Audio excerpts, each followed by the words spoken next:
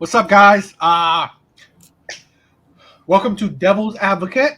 We're gonna have I think, a amazing episode tonight. Might be a long one too.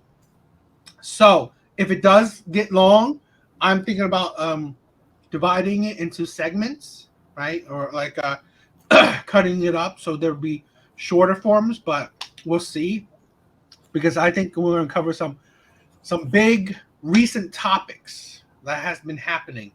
Okay, so let's say this, right? We're going to start out with the most recent topic that I don't know if you know about. Steve Harvey. Okay. So, in recent news, he just found out his wife has been cheating on him. Ooh. With, I think, the pool boy, with multiple men.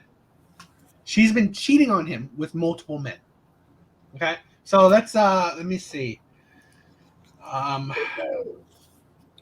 It's crazy.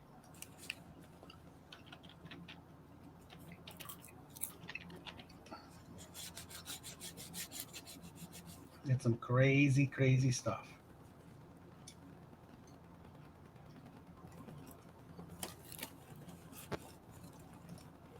All right, Mr. Harvey.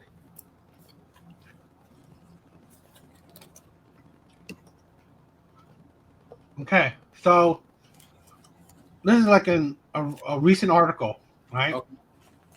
So caught cheat on him with their bodyguard, their private chef, Nice. most likely other people. Who knows, right? Because if you could be cheating on a man, your husband, with two people, I wouldn't be surprised if you cheated with multiple. Oh boy. So that's the thing. I really didn't know him much of his wife, right? Mm-hmm. Me neither. But it is amazing that here's a man that let's play some clips, right? I have some clips that I wanted to show. Okay. Because Steve Harvey as a man has been, in recent years, right? Recent years, how he's getting his money is basically pandering to women, right? Wow. With his talk show and stuff like that. What he's doing is pandering to women. So his audience is mainly women. Okay. So he says a lot of things that, well, supports and gears towards women, right? To, I don't know, support them in their delusions. So here's one thing that he said. Sponsor. Do you know that it's our job to take care of a woman and some children, to have a family? That's our damn job. But what happens to when the woman tell you, I don't need a man, Steve? Well, they need to work. Okay, if you don't, how that's working? You know, how that's working? Who don't need no man? I'm independent. I can do for myself. Yeah, but what? Yeah, his wife needs multiple men. Do you want to? Yeah, okay, you can drop a transmission. You can sandblast your house. But hell, do you want to? No. If somebody can get out there and drop this transmission for you and sandblast your house, why don't you go get your nails done? I'm not trying to reduce a woman to nothing else. Be all you can be. But damn, who don't need a man? That's a lie. What man don't need a woman? Aristotle Onassis said it best. He said, if women did not exist, all the money in the world would have no meaning. Women is everything. They catch me out. They the lick, man. But these young boys done forgot it, because these women out here, they've had to be independent because they ain't got the right man. Okay. One time this group came after me because I said Marjorie belonged to me. And they say she's not a possession. She's a person. She's human. She is. She mine. What is you talking about? She belonged to me, but I got news for you. I'm hers. I belong to her. See, if you don't like that system, carry your punk ass on. Go do something else. And let me know how they work out for you. I want to belong to somebody. Right. I want somebody to belong to me. Yeah, just like his wife belongs to multiple men. No, you didn't say anything wrong. Look at this, right? Huh? Here's enough. I mean, that's what's wrong with this generation today. These young boys today, what does she bring to the table? The hell you mean, man? What do your ass bring to the table? You got a woman that can come to the table that can make another you.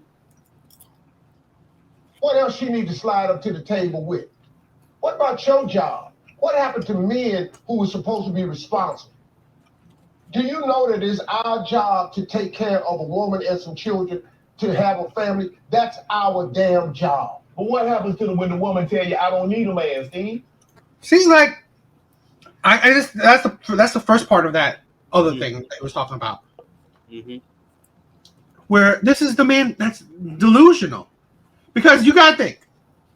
Let's say this, right? And you've done it yourself, right? You talk a lot about, you know, women and this empowerment, all this stuff, right? And saying it's 2023, okay? Yeah. It's about equality. How many times you said that? Oh, let's not go back to the 1950s. Okay, cool. Let's not go back to it. But what is 2023? Women there's equality. So yes, a woman should bring something to the table, because a man is not the only one. He said that, okay, he said a man should take care of his wife and children. Correct. But no one's questioning that. Since the dawn of time, men have taken care of the wife or their partner and children. Since the dawn of time, men have put their lives on the line to take care of their wife and children. The Titanic, it's women and children first. Men die to protect their family. The problem is, it is not 1950s anymore. So, it's about equality. What is he dying for?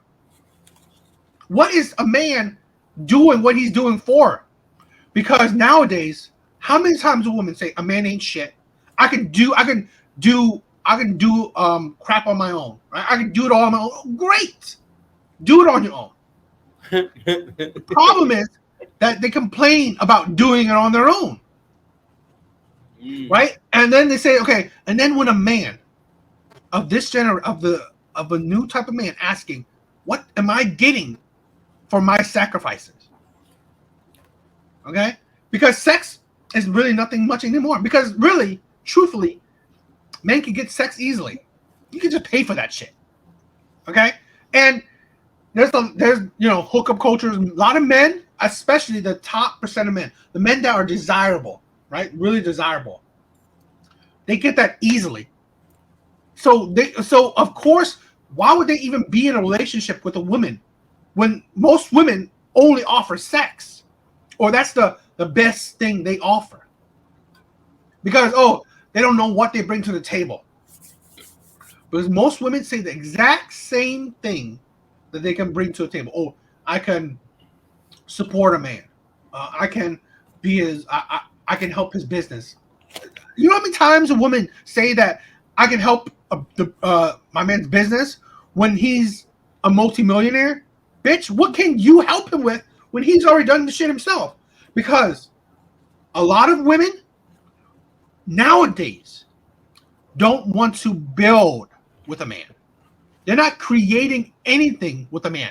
This is not no Jeff Bezos when his wife built with him, right? No, this is the time where women want a finished Jeff Bezos, a man that's already made it, or a man that's close to making it.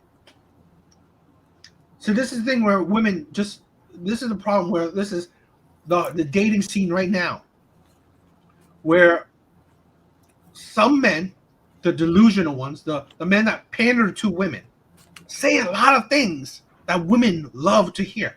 Like, you don't have to bring nothing to the table. You are the table. How many times you say that, right? You give birth. Well, you know what? That's nothing special, really. That's really not. Because since you are a man of God, that's your God-given ability. You know, it's not like, it's something different from you to another woman. No, it's just something you're innate to be. So men don't say, a man's ability. They don't claim, I can create children. What man says, what I bring to the table is I can create children? What? That's nothing. That's nothing special. It is a magical thing, giving birth, but if that's your trait, if that's what make you special, if that's what make you a man should be with you, then really that's nothing. Right? That's really nothing, and that's hollow. And today's age, right? It's not 1950 when these men they want their children. The children is the biggest thing. Nowadays, it's not because women give it like it's water. How many single mothers are there? Right? There's tons. There's millions. So it's nothing special. So men like this now he's creating, and one of our biggest episodes, right, on the Derek Jackson's, right? Mm-hmm. Please watch it. It's another man that pandered to women. Why? Because here's a great quote, right? You lie, women will buy. How do you like that quote? Right? That is something that I 100% agree. You lie to women, women will love it. They love those lies. Women do not, and in general, can accept truth. And why I said that, they don't live in reality. So here's a man that's like, he's had 3 failed marriages, right? I think besides this one, so I think this would be this 4th failed marriage. You're not divorced yet, so right? I mean, if he's gonna stick with her after like this fiasco, he's beyond simp. He's like literally. I mean, if he does, right, he's literally doing it to cater to his audience, right? That's the only reason why I see him staying with her, to cater to his female audience, right? To cater to the powers that be. So I would respect him even less, and I respect him like 0. Okay? But let's say this, right? Here's a man with many failed marriages. A man that, let's say, a daughter who is also a serial dater, who doesn't even like who had some quality men, like, you know, I forgot his name. He's with last I heard she was with, what's his name? Demonetizing, guy from Snowfall. He used to be but she did a lot of other guys, yeah. Yeah, a woman that's like who's had some quality men that would pretty much take her off the market, but no. She wants to give her body to more men. She doesn't want to settle down, right? What can you say that a type of father that raises a kind of daughter like that? In my view, I don't see that's not a good reflection. So that shows more on him, what type of man he is. He's fake. He's idiotic. He's delusional. He's delusional like a woman. He's pretty much like a woman in my eyes. That falls into the thing where you're not logical. You're purely emotional like a woman. Your logic is based, how you think is based on women's logic. Right? Because just like this one clip, which he's done many other clips where he shit on men. That, you know, women are the best. Women are whatever, right? Women are the table. So it's the man's duty. Man this, man that. Well, like I said, it's a new age. It's not about, you can't have it all every way you want it, right? You can't have the strong independence and have a man from the 1950s. Oh. Okay, you can't do that. And this is the thing with, like, you know, look at this, right? Here's the man that he caters to women, especially the way they think. He's wealthy, you know, and his current wife, the one who's cheated on him, a baby mama, right? She has multiple kids from other men, so he accepted a baby mama. Okay. And she cheated on him. So what does that say? His money didn't save him. His catering and pandering to women didn't save him. So what did she probably wanted? She probably wanted better looking masculine men, right? A bodyguard, right? A chef, maybe he was good looking, whatever, right? Men that are probably more manly than this man. So, just like we talked about how Derek Jackson is the fakeness, I would think it's a red flag for men to be in women's spaces, because how I see it is that women are illogical, they're delusional. So for you to be able to talk to other women, you have to delude yourself as well. You have to live in your emotions and say delusional things, you know, and that shows you that you're a fake. That a man should not be thinking like that. When a man does, I call him a hypocrite. I call him fake, and those are the ones where I question your true intentions. What do you think? All right, a couple things. Did Steve Harvey's other marriages end that way? I think he cheated on one of his marriages. Okay. I mean, the man is like, man, we don't know. So I mean, assuming they're say he stays with her. I mean, do we know for sure that he hasn't cheated on her? I'm just saying, you're talking about people who live in Hollywood. You know what I mean? Steve Harvey has been with multiple women before, who's famous, and who we've already talked about. He knows how to talk to women, right? So I mean, maybe their marriage doesn't fall apart because while somehow it became public knowledge that she's cheated on him, if he's cheated on her, he doesn't really have a leg to stand on. He can't really say, you know.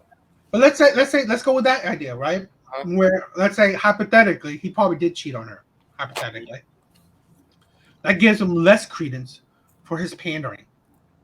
Just like Derek Jackson, right? One of his things was he talked about all these, right?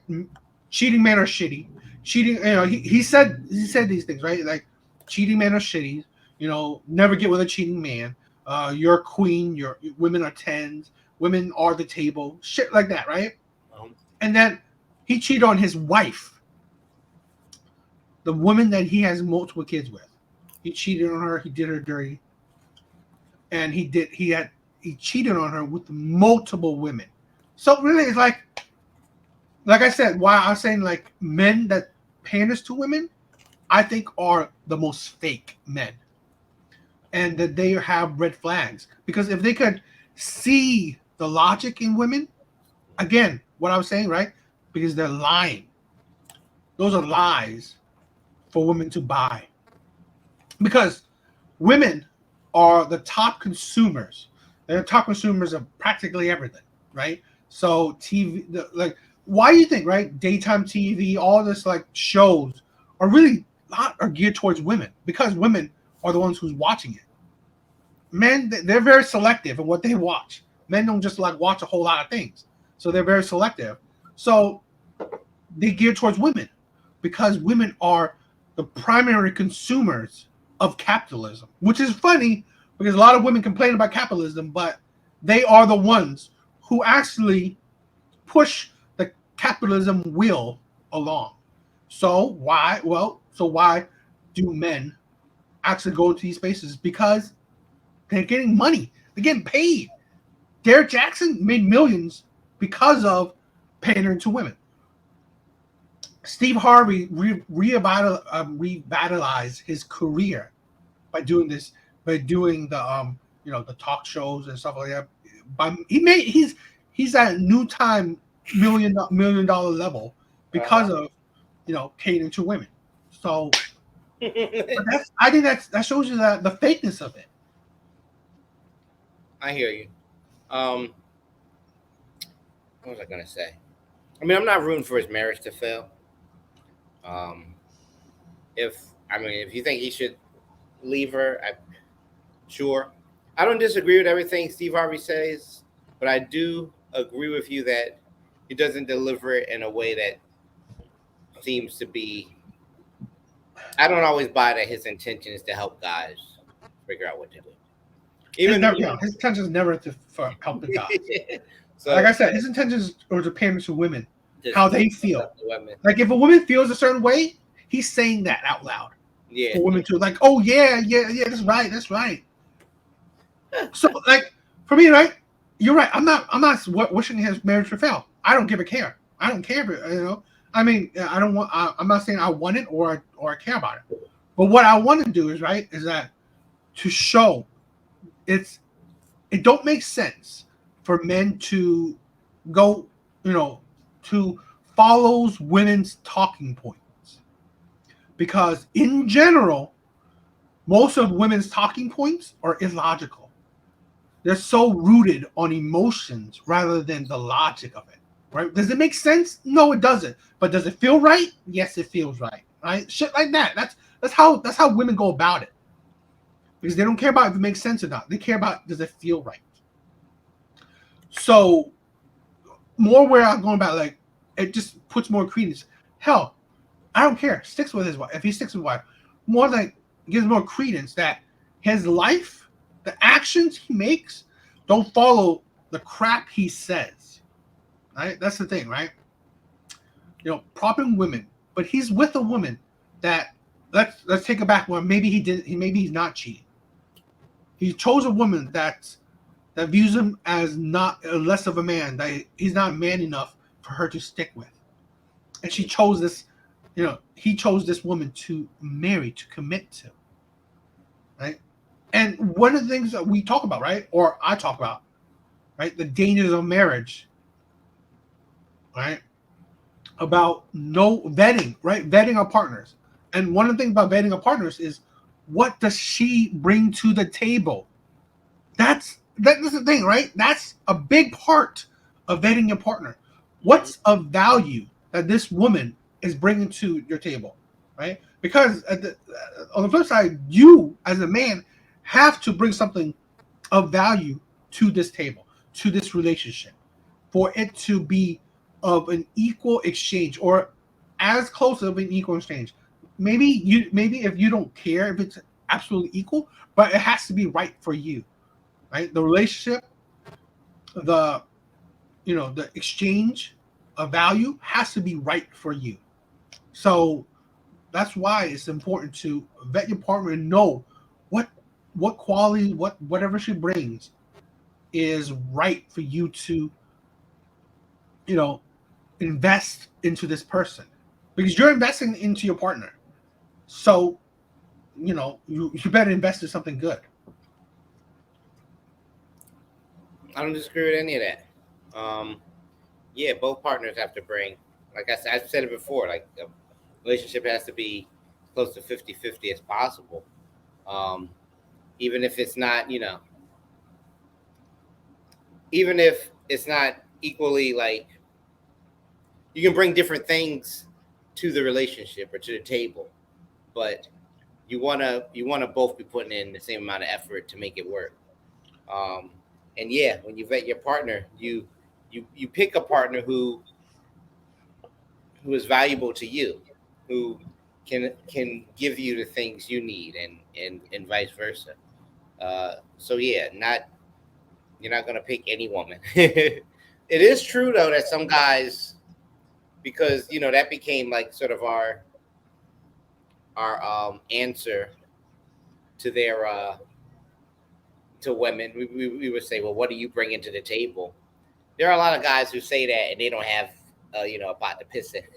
Well, I mean, you gotta think, right? So let's say that's right, and you're right. Some guys say that and they bring nothing to the table in time. But you gotta think on the flip side.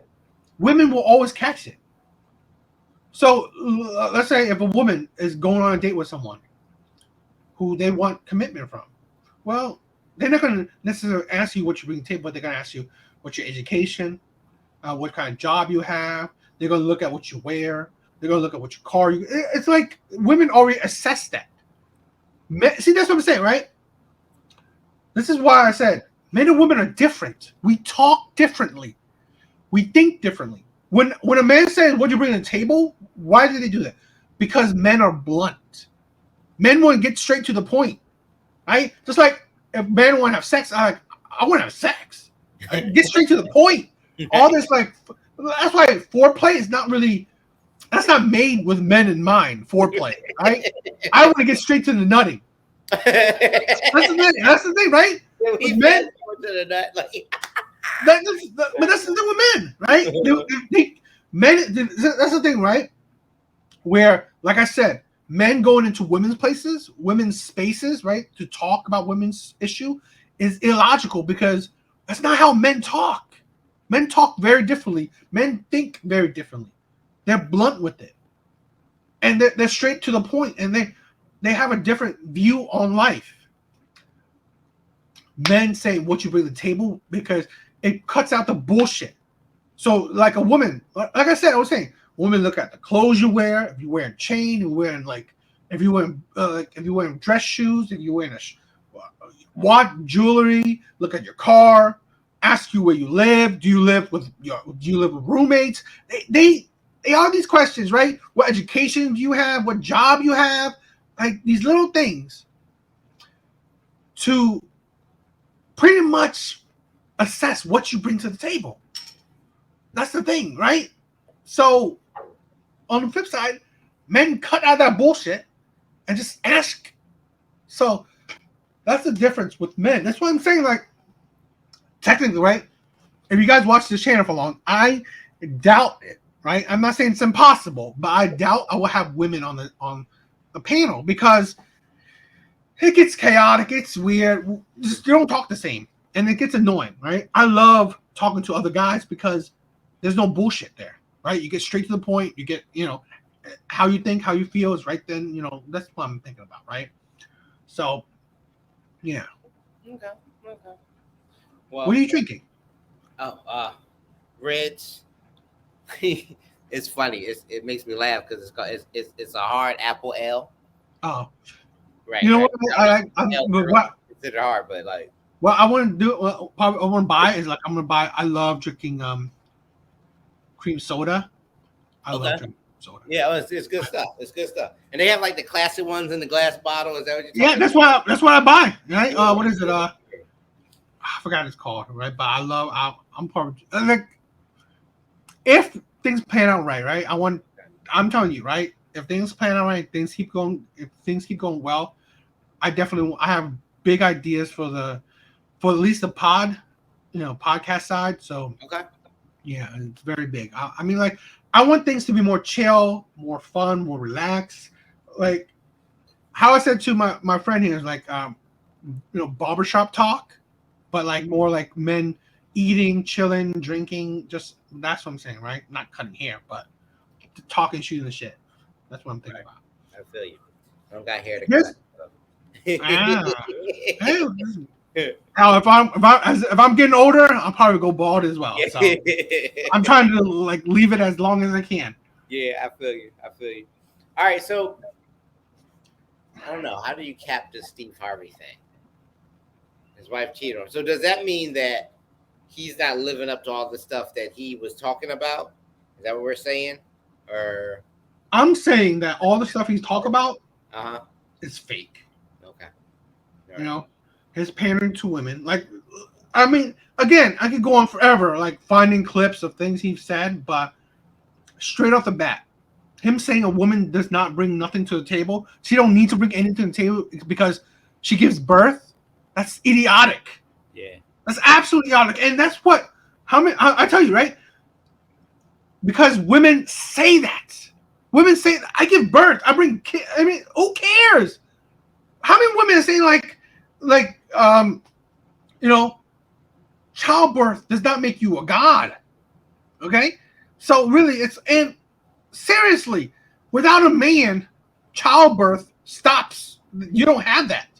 So really that's a mute point. Men and women, a lot of people it's just biology. It's just how it is, right? Men are they're the seed, women are the carriers. That's just it. Women are the soil, men are the seed. That's it. So one or the other has to be like, it's not a magical birth, right? There's not no Virgin Mary shit. So it's a mute point.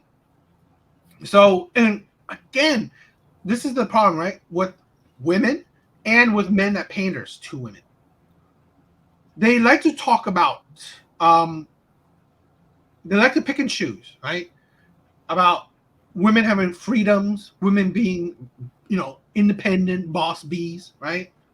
And yet, they like to have the standards of women of the past. Like, women don't need to bring much, right? They don't need to bring a whole lot to the table because they give birth, they shit like that.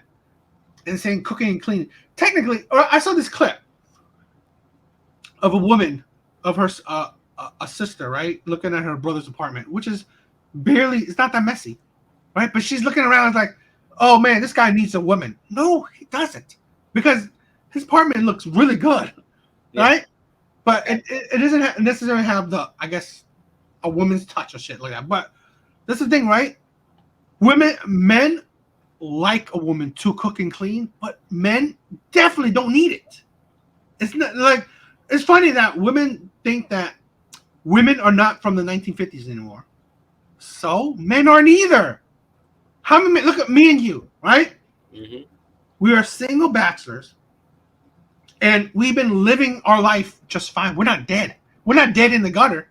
No. Right? We're not starving. No. Right? We're not starving, and our house is not filled up with trash. No. So really, it's like you make it seem like men cannot survive without women, or men wanting women to cook and clean is like the biggest thing ever. Because let's say if they don't, okay, whoop-de-doo. Like if I marry a woman that don't cook and clean for me, okay, I'm not gonna die.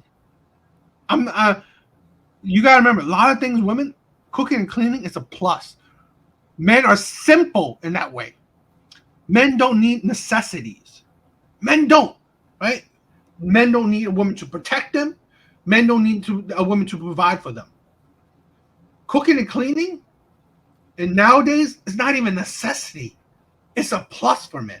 So really, at most, men just see you as like a plus, just something great. Okay, cool. If she cook and clean for me, great. If she doesn't, okay, fine. The only really necessity is being loyal and having sex with them. That's practically it.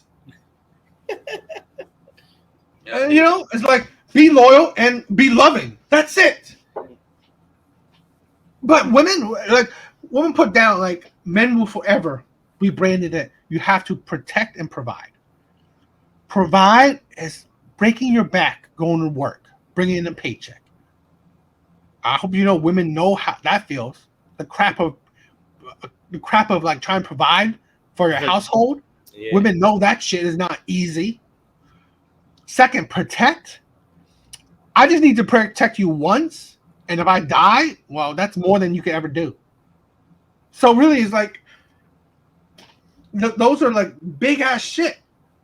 Okay, so putting down that is ridiculous. So men like Steve Harvey, Derek Jackson, and other feminist men or men that panders to women are idiotic and illogical, right?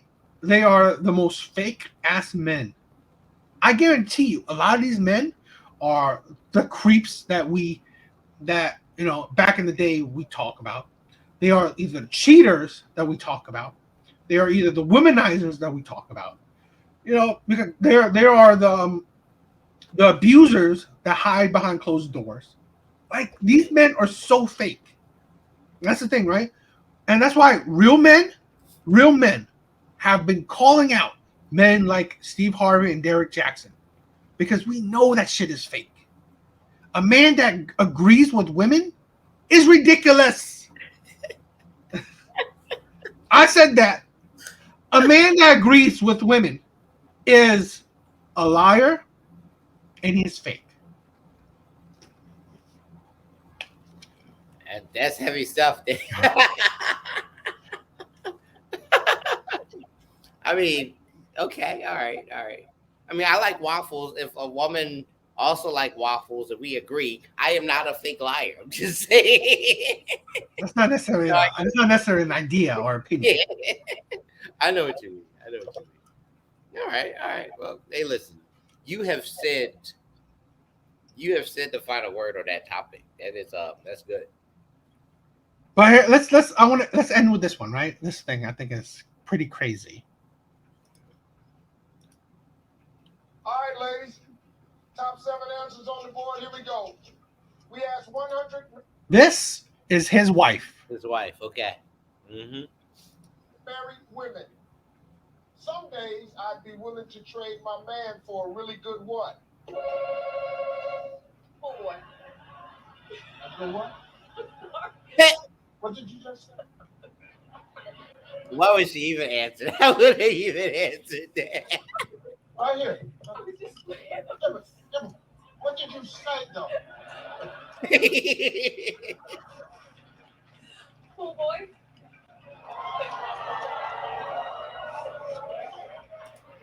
I don't even think his face was joking. No, he. I think I honestly think he see the signs.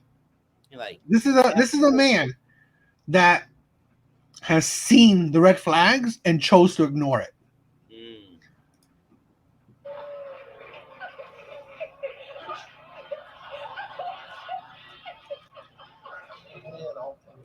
Trade me in for no damn pool boy. Pool boy.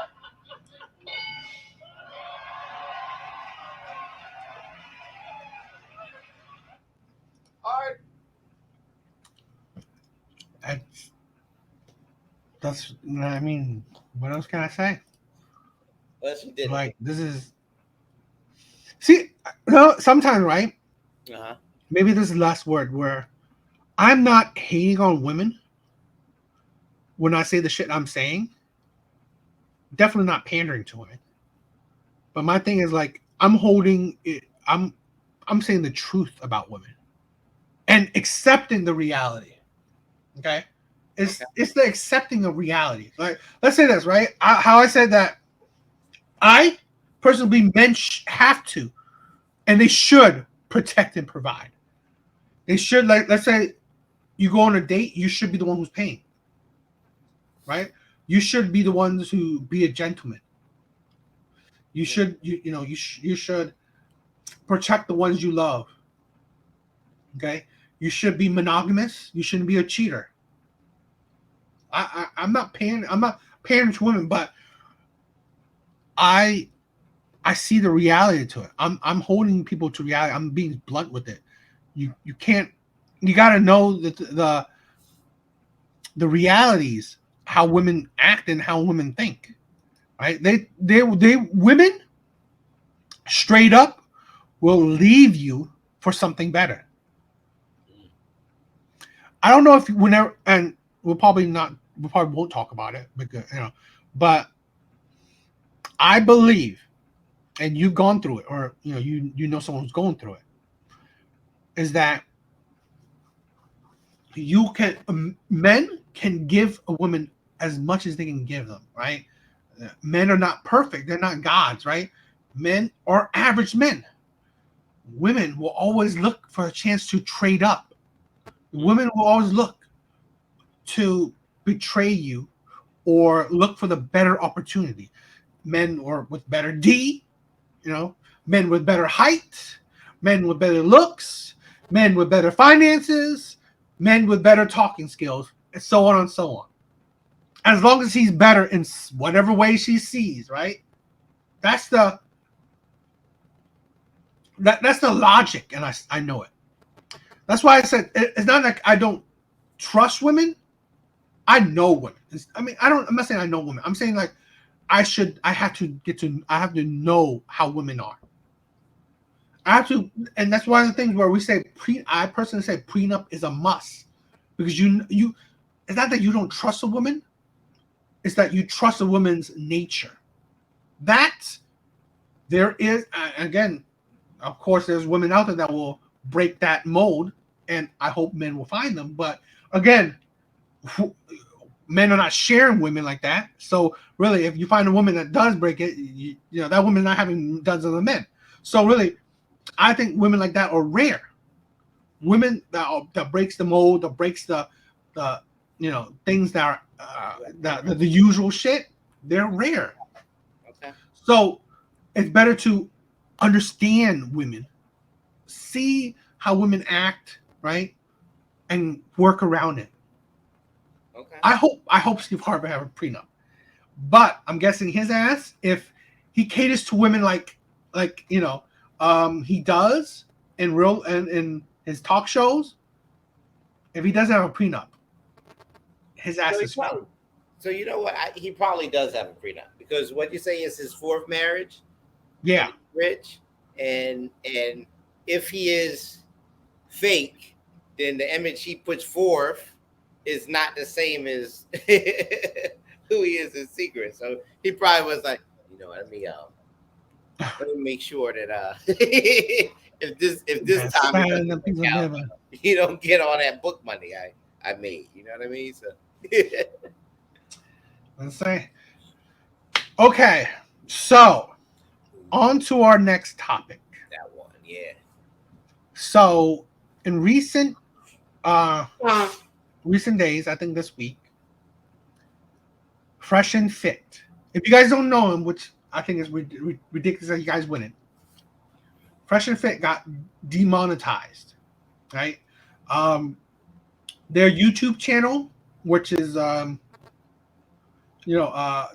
probably do live shows, so being demonetized, people can't send you money like super chats, money through the live stream. Mm-hmm. So they pretty much can't make money through that.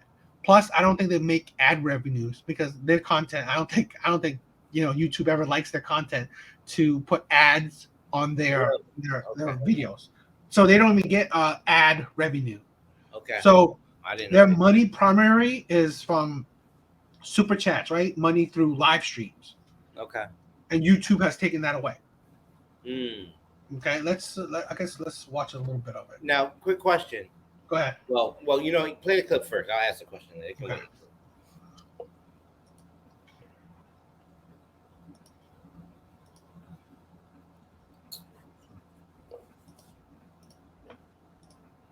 The channel has been kicked off the YouTube partner program. Just keep it straight. If you look right now, you can't even super chat or you can't even super chat right now. Yep. So this is the beginning of the end of this era. We're working with YouTube to try to come to a middle ground and work together and figure this out. But for now, we don't even know why. We don't know the specific reason. When you guys send me your DMs and say, "Yo, you saved my life," "Yo, you sent me a picture of your credit score," "Yo, my girl is making sandwiches now," or whatever it is, right? We've helped a lot of you guys from yourselves from making a really bad decision. What I'm asking you guys is, just like we've saved you guys, we need you guys to save us. We need you guys to support us. Wherever we go. Fresh and Fit, you guys saved my life. You changed my entire life. I'm now happy because I was so depressed. Guys, it's got to the point now where even where we shoot the location doesn't want us to stay here. Yeah. I didn't want to fucking have to say that shit. I really didn't want to have to admit that. Dude, there is a matrix, man. Like, people don't want you guys to get this message. I love doing this. I'd be lying to you guys if I didn't say I love doing this. I left a job that I truly loved to do this, right? Because, and I shouldn't be admitting this, but saving children, right? That was great, but saving you guys is better.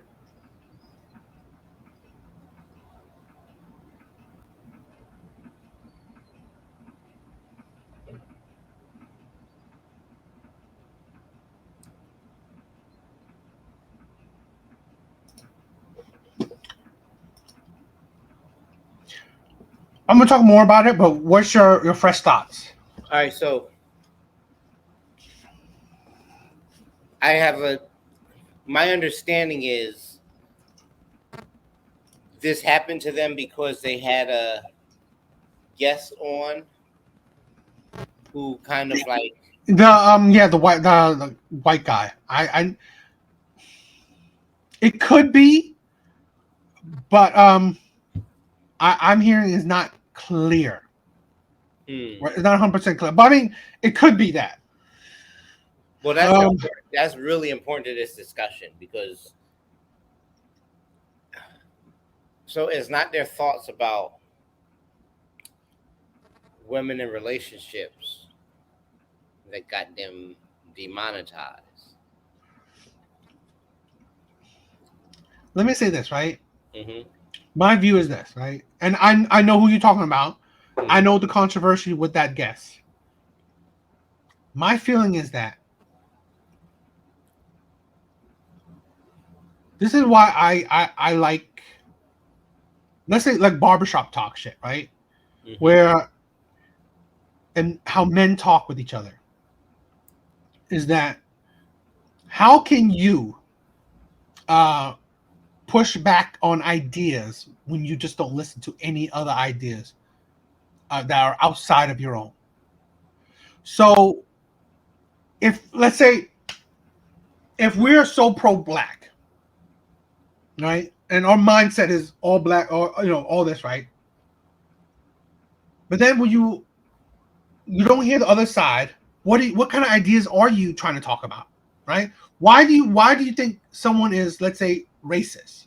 Oh, you don't know, right? You don't know what their ideas are. You can't. This is my thing where I always think that, like, we talk about one of the things, right, where I sometimes see, right?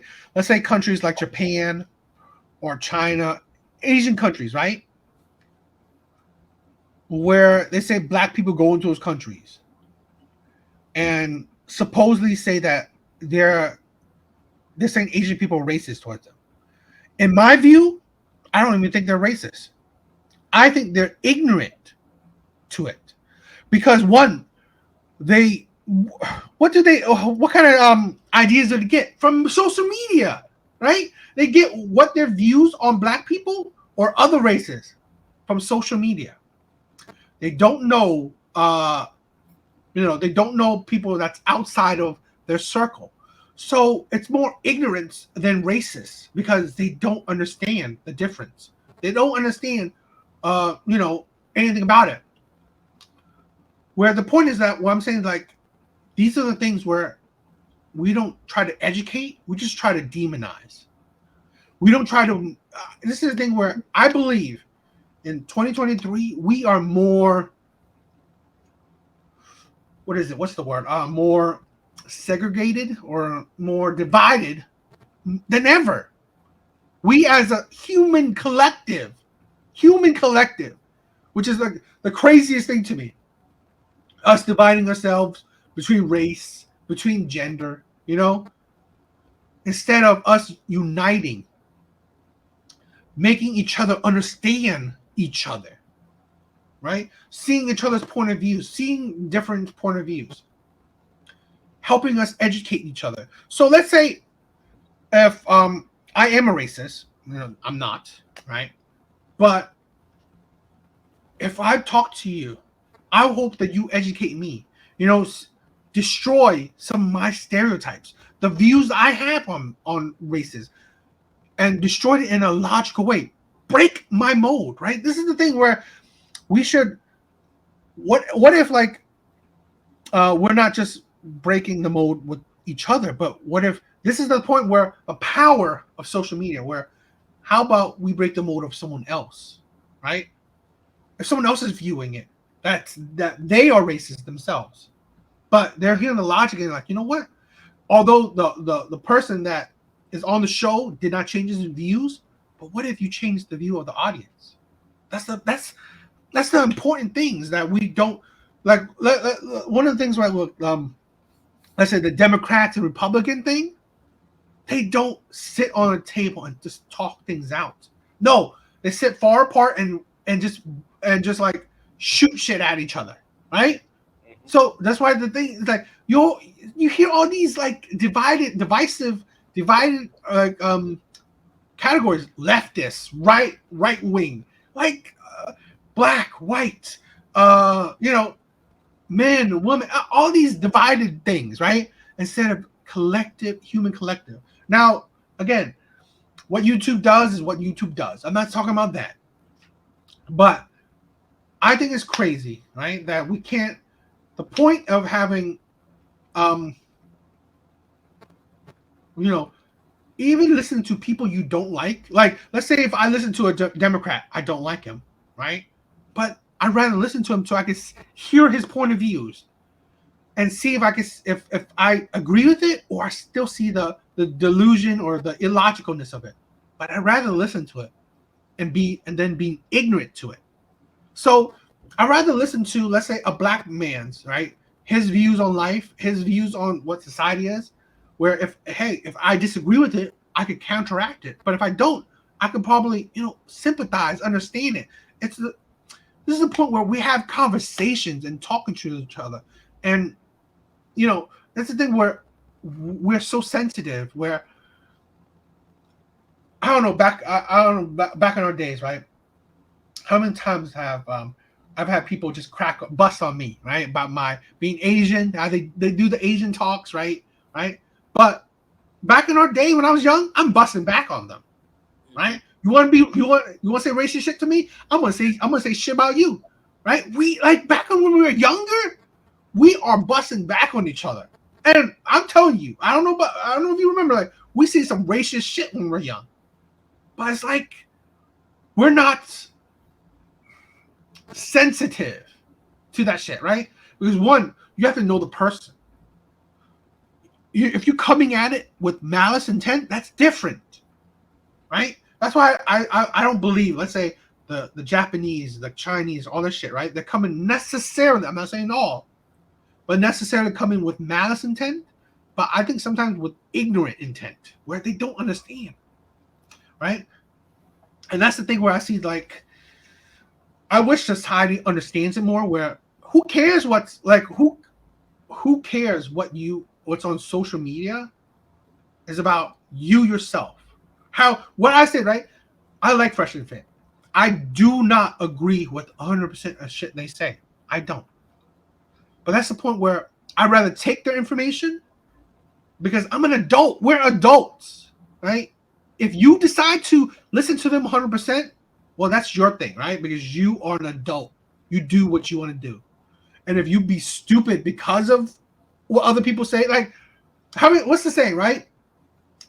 If I go jump off a bridge, would you follow me? Is that the same? Or like, yeah.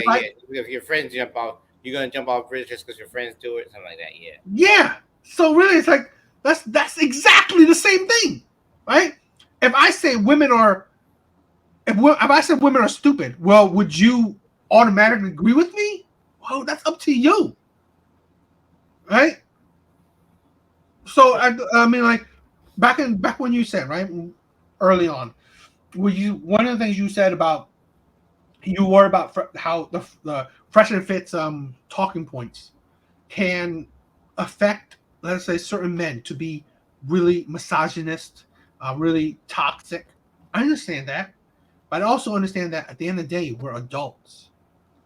What you do, how you interpret things is how you're going to interpret things, right? What you do with your interpretation, like how you act against women, well, I think you would do that regardless. So let's say a true racist would be racist regardless of any other factor, because they have that they just want to do it. They just want to be toxic, be misogynist. They just want to be violent, shit like that. Where at the end of the day, we're adults. We're not children. So there's a point where you can't baby people to that extent. Where let's take away this content so you don't listen to it, so you don't become evil, whatever shit like that, right? And that's the thing where I'm talking about, where I hated that men's content is so scrutinized, so heavily censored, heavily I don't know, monitored or heavy monitored or whatever, right? It's just like, because I think a lot of times men are just talking, and I don't know about you, but a lot of times, if let's say a bunch of men talking, even that's not recorded, they say some crazy ass shit. But then it's like, how many times do we let women do that always? Like, I see, like, let's say an old show. Oh God, where was it?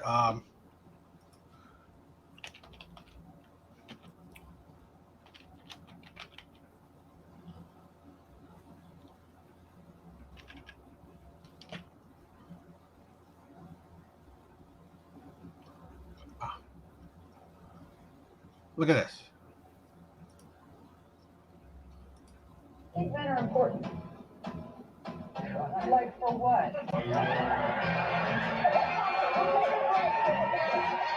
These men are important. Like for what? Do you think that is this? You don't think that's toxic, right? The toxicity that like men are not important, and a woman doesn't even know what a man is important for, right? It's like, and this is daytime, like, and these are women, right? Women are laughing. You can see the faces of the men there, like, okay, wow, wow. It's like, this is the thing, right? Where we're saying like, how many things we hear, and it's fine, right? That women can say and do, but when a man does it, it's toxic. You know, it's misogynistic, it's violent, it's all these stuff. But when a woman does it, it's okay. And this is the thing where, and I can tell you this, right? Only in recent years have men allowed, thanks to social media, allowed to speak their thoughts, voice their feelings. We've had decades of women voicing, general women, right? Average women, or just women in general, voicing their thoughts, opinions, and views. If men weren't on the top percent, you would not hear average men. So that's the thing what I'm talking about, and that's the, that's the something that I don't like, right? I mean, like, just like a while back where something happened to Andrew Tate as well, right? The scandal happened to him. Men that support men are so, it's like, it's crazy that we have women that supports women and then say men ain't shit, and that's fine to hear. Saying a man that's not shit, men are not shit, right? And that's fine. That would not even get any of these social media sites to have a strike against, right? You would not ever see if a woman say a man's not shit and her content be demonetized or whatever. Now, I get that if that's true that they were demonetized for that one video, it's like, So I it's saw a bit of extreme. Okay. So I'm of two minds of the whole thing. Uh-huh. What I understand about the situation, they had a man on who, I don't know if he was like an author or like he's in some way he many people view him as a white supremacist. Yeah. And when he was on the show, I don't know if he was exactly denying the Holocaust, but he was saying that maybe what actually happened may have been exaggerated through history. And I have questions. I didn't see the whole show. I've only seen clips. So I don't know if the host of Fresh and Fit, if they agreed with what he was saying, or if they pushed back on it, or if they just let him say what he was going to say. I don't know exactly how the conversation went. But from what I've heard, the ideas that he was speaking on, well, he offended the wrong people. Right? And like I said, I'm of two minds of this. One, when it comes to like that, they call him a Holocaust denier or whatever, and kind of a racist. And Fresh and Fit had the conversation with him or whatever. I think racism is ignorance, but racism is willful ignorance. And what's frustrating about willful ignorance is that there's a lot, Dan, that I don't know. You're my close friend. There's a lot about your background and your family's culture that I don't know. if I were to make assumptions about it and preach those assumptions as fact, especially if they were false, you'd be right to be upset with me. Not just because I could say, oh, I didn't understand. But if I didn't understand, I should ask, or I should do research and learn, right? But if I don't want to learn, if I just want to make my assumptions and preach them as fact, you'd be right to be upset with me. If another show had brought, or if they had brought this man on and he started talking about, this isn't even a fake scenario, honestly, it would be infuriating if he were talking about slavery didn't happen and Jim Crow didn't happen, or they lied about how bad it really was. I would be so furious, right, about him saying those things. So from that point of view, I understand people being mad about hearing, like, why do you have this man on talking all this nonsense? Now, I don't know how much they pushed back on it. In the clips I saw, not very much, because there were some things they agreed on. It's fine. But my point is, a person who's willfully ignorant, who doesn't want to know the truth, or just assumes that they have the truth without really educating themselves, that would make me upset. The other thing is, I don't know. I mean, they already put themselves on the hot seat, right? Because they have very controversial takes about everything. So there's a lot of people mad at them, and they don't get in trouble for it. Which is, you know what? I gotta say that it might be stupid for them to be honest, right? That's the thing where you have made a lot of points, right? But I'll probably stick with the one you just made, is that you are so right that they are very controversial. They should have just stuck with men and women. Just in that lane. They should have just stuck with, like, bringing like a man who's about race. Yeah. Is just, I didn't see the logic in that, right? I don't see, like, a lot of these, like, I don't know if you know, right? Pearl, I don't know if you know, it's a white girl that she also talks about men's issues. Okay. But she got a lot of heat too, because she brought that guy on as well, right? Okay. I don't know why you do it. Why would you? Because you talk about men and women dynamic. Why bring such a strong focus on race?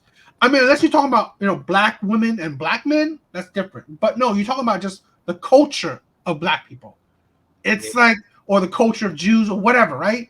But the cultures of race and not a man and woman dynamic. Wow, it's like that was just. I admit that was a stupid thing. I don't understand that. That don't make sense. Yeah, because it doesn't hit the topic, and it doesn't gear for your audience. So because your audience never complain about the white man or complain about, I don't know, the life of a black man. So although they made some points, and I only saw clips. I didn't see that. I didn't watch the whole. But in the clips I saw, I think I saw clips where they were making points about like book burning and like certain publications and things that Nazis didn't allow to be published as what they considered propaganda, and that a lot of things they burned had to do with sex and gender and things that they didn't agree with. And so I don't know. Peripherally, it was on topic, but not really. To be honest, right? What I would have said was, let's say, if I was YouTube, I would say just unlist that episode, delete it or unlist it. Maybe, yeah. That's why I would, because let's say this, right? Yes, you're right. Their content is controversial, but their content has been consistent in a male-female dynamic. The one content that I agree, I didn't even watch it, right? I didn't watch it because I don't watch everything they do, right? But I knew about it. I've seen a couple of clips, right? But again, it was a stupid idea because it didn't make sense. So Yeah. really, it's like to to be honest, right? I think they were just looking for a reason. YouTube was looking for, and it was a good reason, right? It was a clear reason. Yeah. But they were looking for a good, clear reason to help silence them as much as possible. And I believe that, and they probably have been for a long time because they're skirting the edge, right? Yeah, They're it was stupid. See, that's what I'm saying. Like, yeah, I mean, you're skirting the edge. So now, why, here's the other thing. Like, I agree with you when you say, like, listen, you can listen to other points of view. You have to make a decision on what you listen to, what you believe. But in 2023, just came out of the Donald Trump presidency. His mugshot is on. Is all over the internet now. That's neither here nor there. But we just came out of that presidency. We dealt with the January 6th insurrection, where a lot of people who didn't believe that who thought that I don't know, people were willfully sabotaging voting machines, and they bought into all kinds of like rhetoric and propaganda that Donald Trump promoted or didn't try to not promote or implied about. The things he said inspired people to try to overtake the Capitol of the United States of America, right? I think the point is what you say publicly can do serious damage. That wasn't the only thing. During the COVID pandemic, our president at the time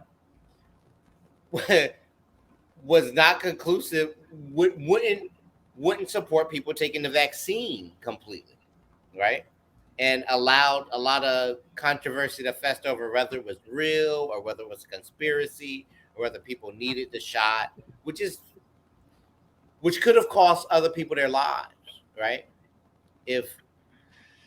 I mean, I know there's a lot of controversy about the vaccine and yeah, I mean, it's, to be honest, like it's like a whole other thing. My personal view is that, and this is a side note, the United States has monetized medical care for so long that it bit them in the butt this time, because when they really needed, COVID stopped the world, right? And stopped money. And so they needed to take care of this thing to continue making money. So they came up with a vaccine, like they would usually come up with a vaccine. But they rolled it out immediately because they wanted people to get well and start spending money again. But for so many years, they could come up with cures or vaccines for stuff, and they wait until they figure out how to monetize it before they give it to people. So we're under the impression that it takes a long time to make a vaccine, when it really doesn't. But a lot of people didn't believe them. So when they had a vaccine really quickly and said, take this shot so you'll be okay and you can go back out into the world, people were like, well, I don't trust it, because you've never come up with a vaccine that fast before. They've always come up with vaccines that fast. They just wait until they can figure out how to make money off of it before they give it to people. But that's a sign. That's neither here nor there. I said I was of two minds about the fresh and fit thing. I do think they put themselves in a position where they are responsible for what they put out to the world, and they kind of got clipped for it now. And they had a guy on who, I think he was spouting a bunch of nonsense. And I don't know that they really tried to like debunk it or anything, but whatever. The other side of the argument is, and it's frustrating, this is kind of what they got in trouble for. So I won't say too much about it, but people say, like, you can talk about anybody, but once you talk about the Jews or the Jewish people, you get in trouble, right?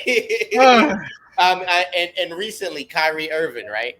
He got in a lot of trouble for saying what he said, which and he retweeted. I thought it was stupid. I thought it was nonsense. He caught so much flack for it. And I wouldn't argue that anything in that movie, I haven't seen it. I don't know that anything is true. It's probably all nonsense. But Jeff Bezos is selling it, right? To No, the man. masses on his platform. You never heard a word about him.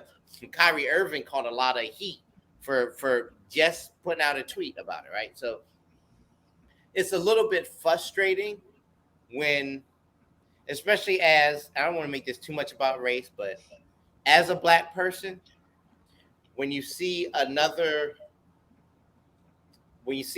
culture, another group of people be protected, I'm not going to imply that they don't deserve it. I'm not like a Holocaust denier or anything like that. What happened They all was should deserve it. a horrible tragedy. It was genocide, right? It was it was awful. It's an awful thing that happened in human history. But we live in a country and under a government that has committed the same kind of atrocities, and they get to point at those other guys and say, "Look at what y'all did," and make them out for the bad guys, and they never acknowledge what they did to people like us, right? And that's super frustrating. So whenever somebody says something bad about the Jews or the Holocaust, which they shouldn't say, people are quick to be like, "You are wrong, you're canceled, you shouldn't have done it." And I don't think that's wrong.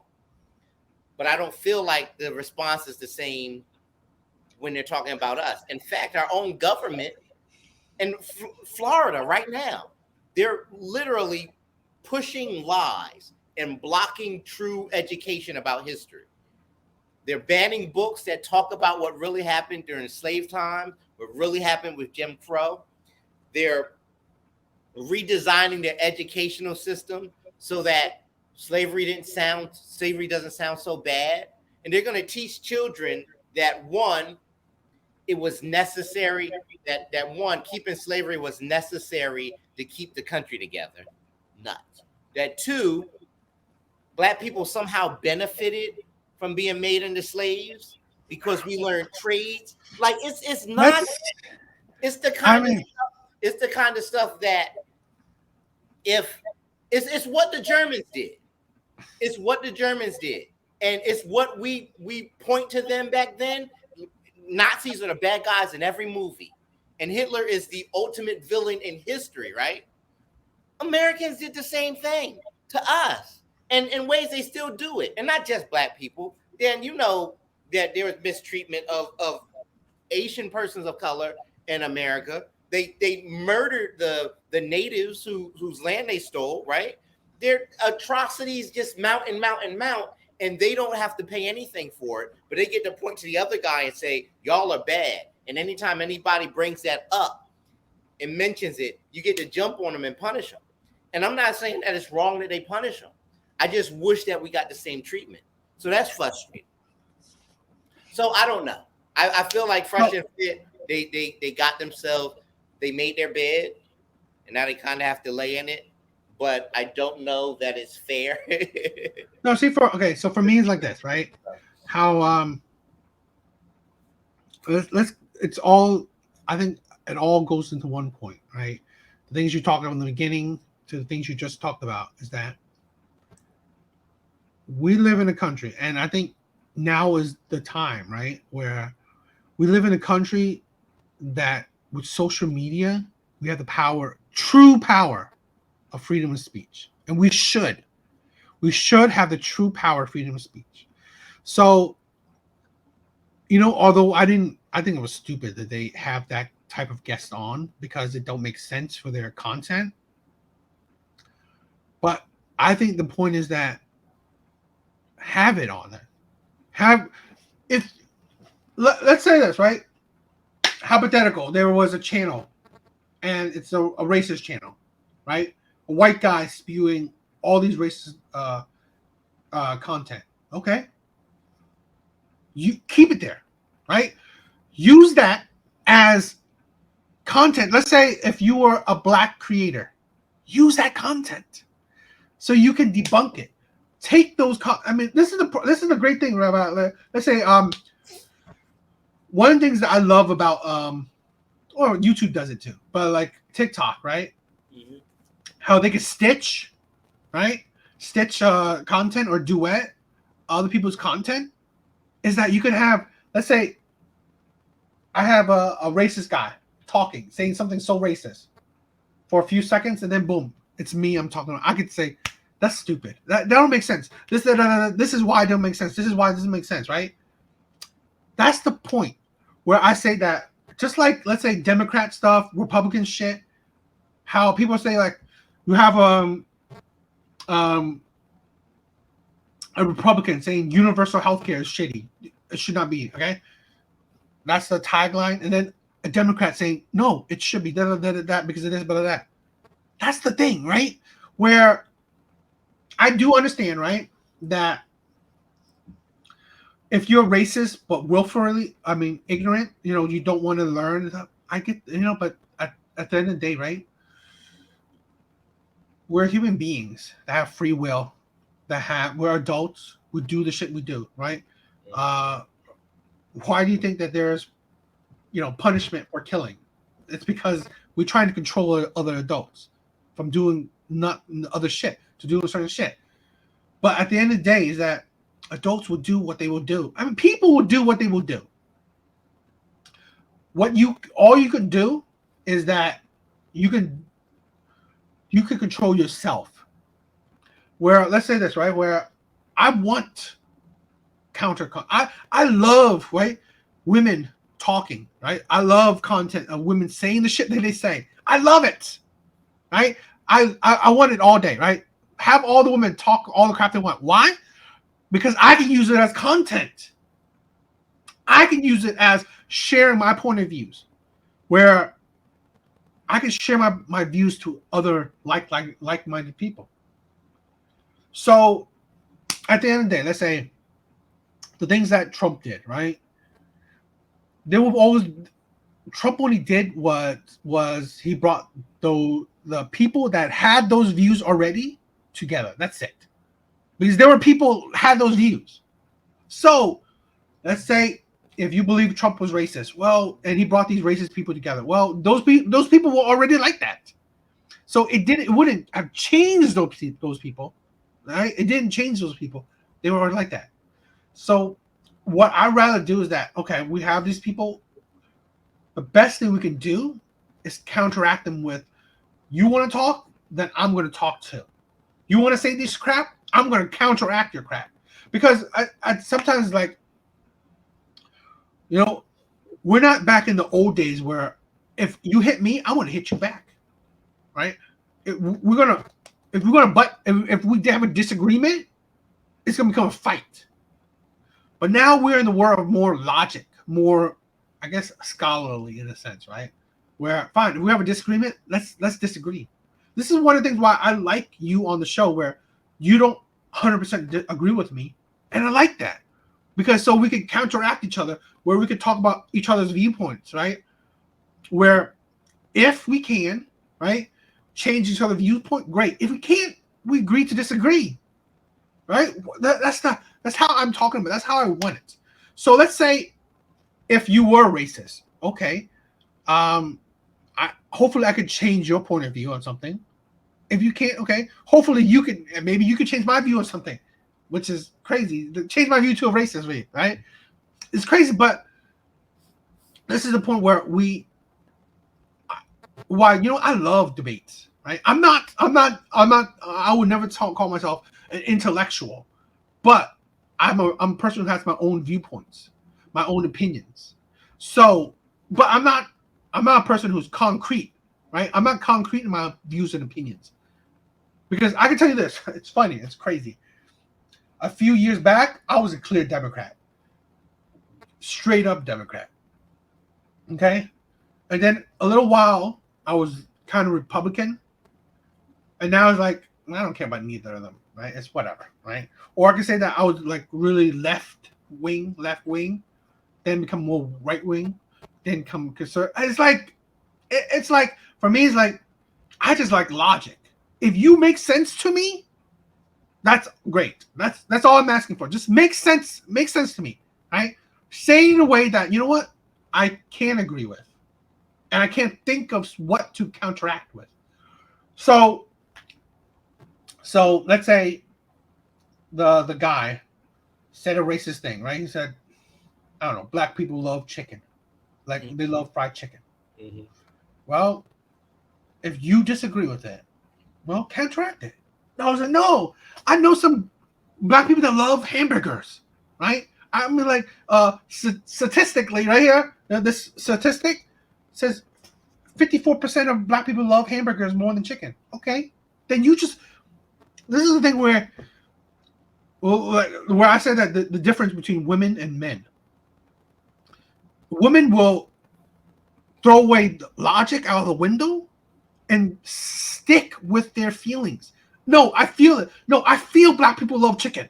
And I know it. I feel it. That's the truth.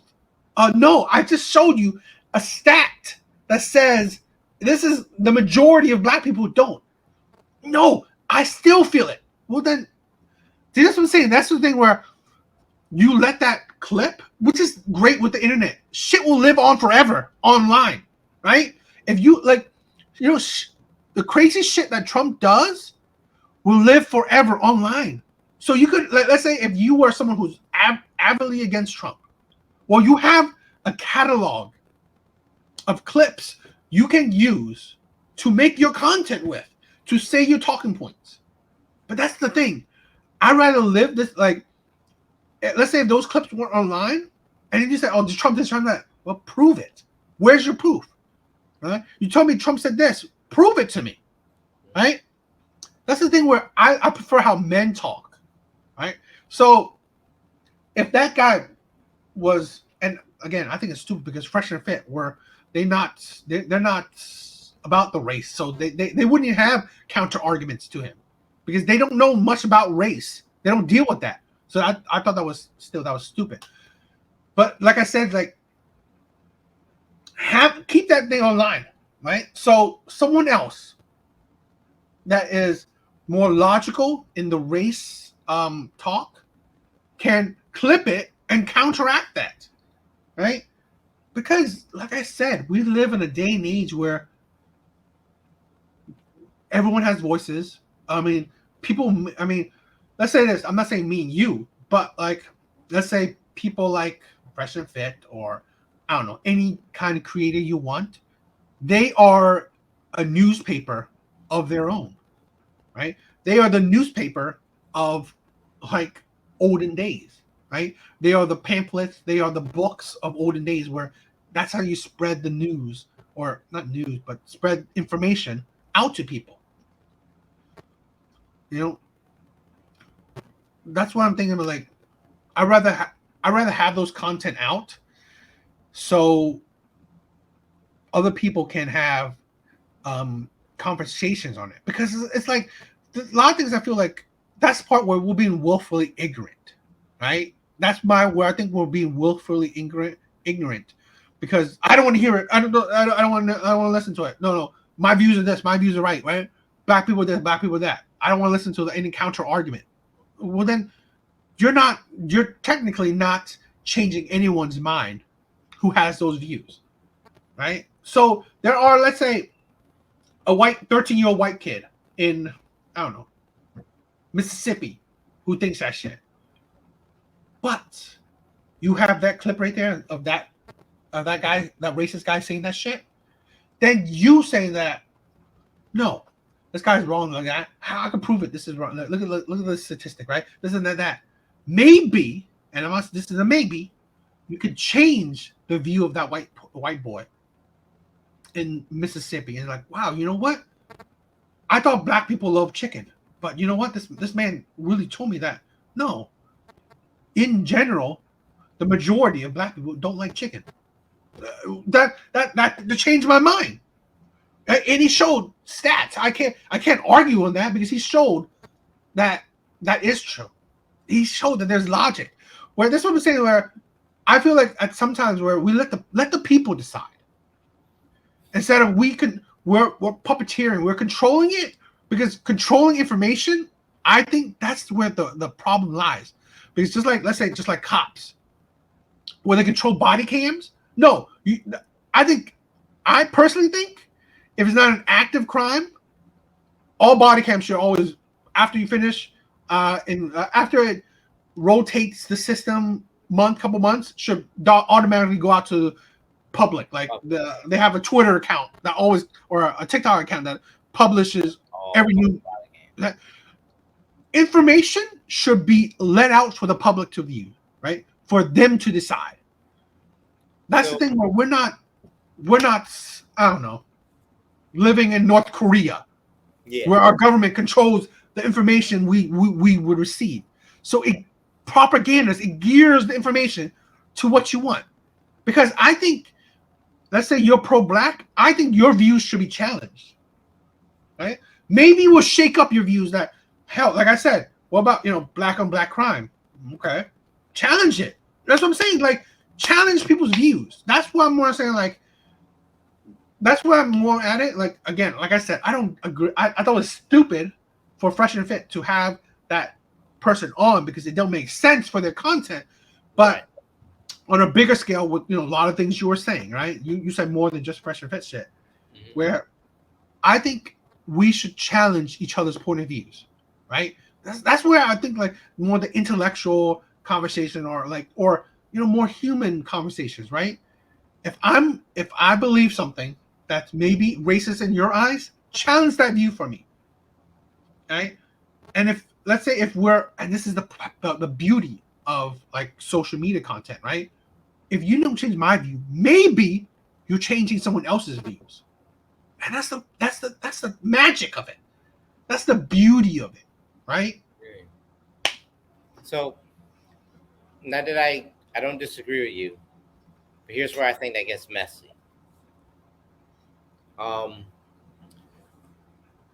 To make their points, especially when it comes to people who are like white supremacists and sometimes like politically, not just on one side or the other. I think Donald Trump was like really good at this, but I think all politicians do it. You turn fact into opinion, or imply that it's opinion. The guy on Fresh and Fit was carefully implying that a lot of things we know about the Holocaust weren't true, right?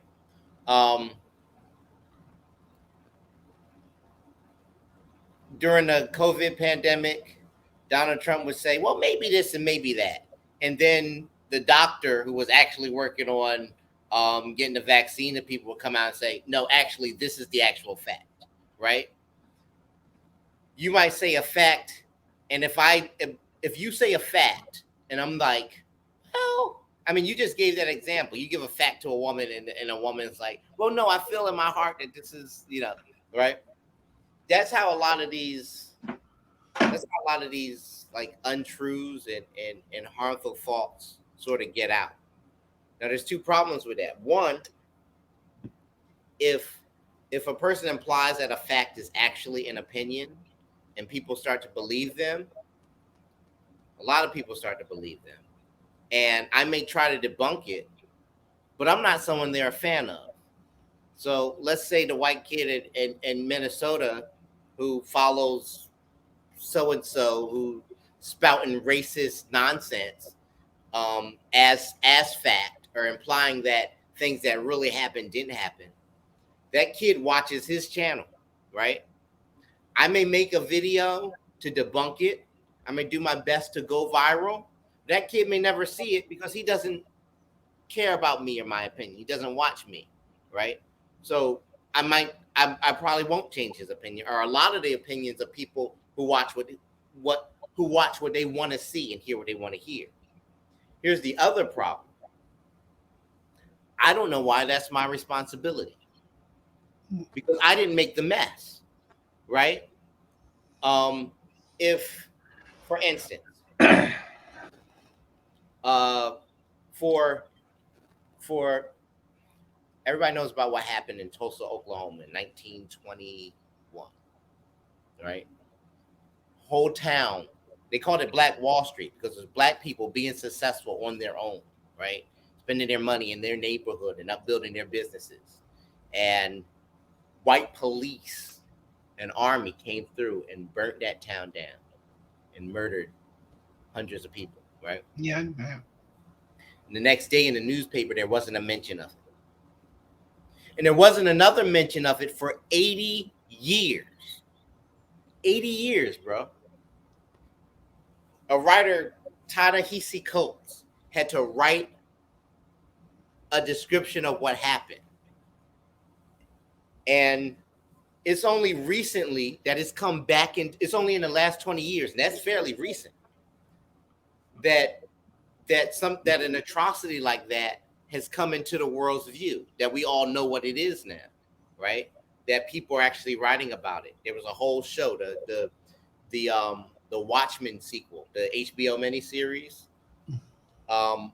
had a lot to do, spoke a lot on that. It opens with what happens in Tulsa, Oklahoma.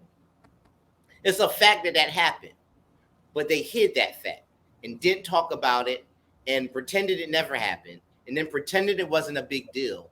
And even now, they act like there are still the last like 3 living survivors of that atrocity. Recently got denied reparations for what happened to them. That's crazy. That is crazy. And I guess my point is, it really happened, but it was a fact that was hidden, or people pretended it didn't happen, and they did that to us, right? Why do I have to, if I'm somebody who survived that atrocity, right? Something that they did to me. Now, why do I have to fight to make people believe that it happened? They should own up to what they did, because it actually happened. When in Florida, when they changed the education model to make the atrocity of slavery and Jim Crow seem less bad, I have to now, not only have you harmed you harmed my grandparents and my parents, and by extension me, for all the things I could have inherited that I was denied, but now I gotta fight to prove to the people that you were spouting falsehoods to that it really happened. That's not fair, right? So when you say like, yeah, you should put it out there, hear somebody's point of view, and if you disagree with it, debunk it. Well, if it's patently false, I should not be the one debunking it, right? Everybody, if people, I shouldn't be the only one debunking it. It shouldn't be my responsibility to debunk it. That guy shouldn't be a liar. Yeah, no, here. When he's a liar, you know what I mean? Let me say this, right? I mean, I think your 2 points, right? Your 2 things were kind of coincide. The world's unfair, right? That's clear and simple, right? As men, let's say take out race, we know the world's unfair. Mm-hmm. Plain and simple. But the thing is that, let's say this, that's the point where we already know the world's unfair. But I think the point is that we as people always have to fight. That's just how it is, right? You want to survive? It's a fight. Survival, right? Pretty much saying survival, you're fighting to live, right? You're fighting to live. That's just plain and simple. That's survival. So, I get it, right? It's it might sound hard. Like, why am I having to put all this work in? But at the end of the day, let's say this, right? How I view it is that I came to this like, I want to support men. Why am I have to do it? Why do I have to support men? Why can't men just be at the top like I want it to be, right? Why can't I have a harem of girlfriends, right? Why can't I? Why do I have to fight, right? Why does divorce have to be so unfair? Why do child support? Why do the child system have to be so unfair? The world's unfair. But the point is that why I think 2023 is different than our past is this: the powers that the average people have. So let's say maybe not you, but an alternate you who is so passionate about race, so passionate about the blight and suffering of Black people that you want to create your content. You want to give a voice to it. So you spend every day talking about the Oklahoma incident, talking about other stuff, right? Talking about whatever, right? All the race issues. And there are plenty of people who do. But that's the point where that's the power we have today. Yes, maybe you won't directly influence the white boy in wherever, right? In a white state or whatever, white town. But maybe, even better, you will affect, I don't know, a black boy in an instant. It's like, wow, I'm looking up to this man. This man is like inspiring me. So I want to do the same thing as this man. I'm going to make content as well, voicing these. I didn't know about Oklahoma, right? Like, say I didn't know about this thing. Now I'm going to study it. I'm going to voice it too. That's a cycle. That's the power of getting the ball rolling. Where even if you can't directly affect the white boy, you may be able to, because maybe your voice reaches another boy or black boy that's like, oh wow, you know, I want to talk about the Oklahoma thing too, but I'm gonna put, I don't know, I'm gonna talk about it while I'm playing video games, right? I'm gonna talk about this Oklahoma thing while I'm playing Call of Duty, and that white boy is like, wow, what? I'm watching this guy play Call of Duty, but he just said something I never knew about. The Oklahoma thing, right? The Oklahoma terrible thing, shit, right? And to be honest, I've only heard that in recent years, right? When I'm an adult. But that's the thing, right? I saw that the I've heard of that, you know, what would I call it? The terribleness of it as an adult. But that's the power. That's the power.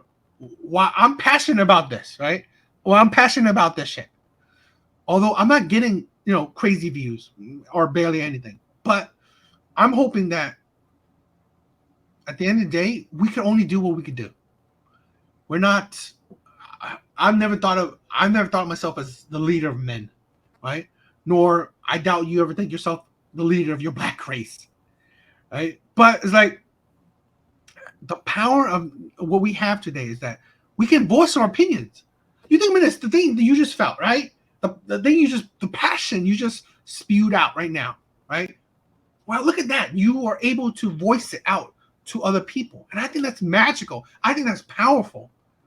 Instead of like you talking into your room with your friends, right? Who maybe share your view too. Now you can talk to other people who, wow, I never knew about that, right? Like I said, where you're talking about the Oklahoma thing, right? Wow, you know what? I never knew about that. I didn't think about that. Or I didn't think about prenups like that. I didn't think about whatever, all these shit like that, right? That's the power what I say social media has. And we don't use it for good. We're not using this power of social media for good. We're doing what? Thirst traps with women dancing, or scams of people saying, oh, buy this NFT, or like all this shit, right? This right here, shit like that, where it's voicing people's opinions, pushing thoughts, right? Pushing ideas out. I think that's an amazing thing, where I hope someone challenge me, right? Challenge me on something, right? Tell me something. Tell me something I don't know, but challenge something that I said I do know, right? Challenge me on that. And that's the power of it, right? That's the magic I see about it. And that's why I was really not a fan about what happened to Fresh and Fit. Because one of the things they said, right, in the follow-up thing, they said that they're not mad about the money, because they said they got Fresh and Fit, they're good. They do good, right? They're millionaires. but they said they're mad about the reach. When you become demonetized, YouTube will stop pushing your content. Right? They won't push your content to a whole lot of new people. Okay. And that's the thing that they're more concerned about their reach. Okay. Right? It's not going to reach new men. Right? It's not going to reach, I don't know, detractors and haters. Right? It's not going to reach a more, continue to increase their reach. And I think that's I could see that. I can understand that. Right? So a point like, well, let me ask you then. What? Because I mean, we agree that having a platform on social media is a power, and it's one that can be used for good and evil, right? Yeah. And the world's not fair. So, do you think what happened to Fresh and Fit was fair or not fair? Okay, let me say this, right? I think it's both, right? One, it's YouTube. It's a company that's there, that's the problem, right? Yeah. It's free speech until they decide it's not free speech. Right, that's just how it is, right? I can't say nothing. I mean, like, let's say that, right? YouTube is like, they haven't, like, it's weird, right? Oh, my content has slowed down drastically, right? I'm not getting subscribers like that. Okay. And it's depressing, right? But I'm still trying. I'm still working hard, still pushing content. It's whoever sees it, great. Whoever don't, whatever. But at the end of the day, it's like, I can't force someone to do something. Fresh and Fit cannot force a company to bend to their will. They can't. They're on someone else's content. They're on someone else's platform. So, like I said, it's free until technically it's not free anymore, right? So it was YouTube was pushing them, and then YouTube decided not to push them. So it is what it is. That's life, It's unfair, yet it's fair because it's it's their platform. It's just how they choose. But that's life, right? That's how life is, right? Life is that human beings are free will, but like it's free until the government says it's not free anymore, right? It's not like you can kill people whenever you feel like it. I mean, you can kill them, but there's consequences to that shit. So it's life, right? So for me, it's like I get it. I'm not, I'm not necessarily complaining about the demonetizing thing, right? Because it is what it is. That's how it is. What I am saying, right, and which we'll probably talk about more right now, is people are they are loving it, right? Women are loving it. Feminist men are loving it. They are loving it. They are reveling in the supposed downfall, which is, I guess, kind of a downfall of Fresh and Fit. So that's where I want to, maybe we could probably talk about the love of men being silenced, right? This was a title I used on another video, right? Women and feminist men love when men are silenced, and these men, they're technically now are being silenced, right? So they can't reach a larger audience. So this is the thing where, let's say, I have this video. Let's check it out.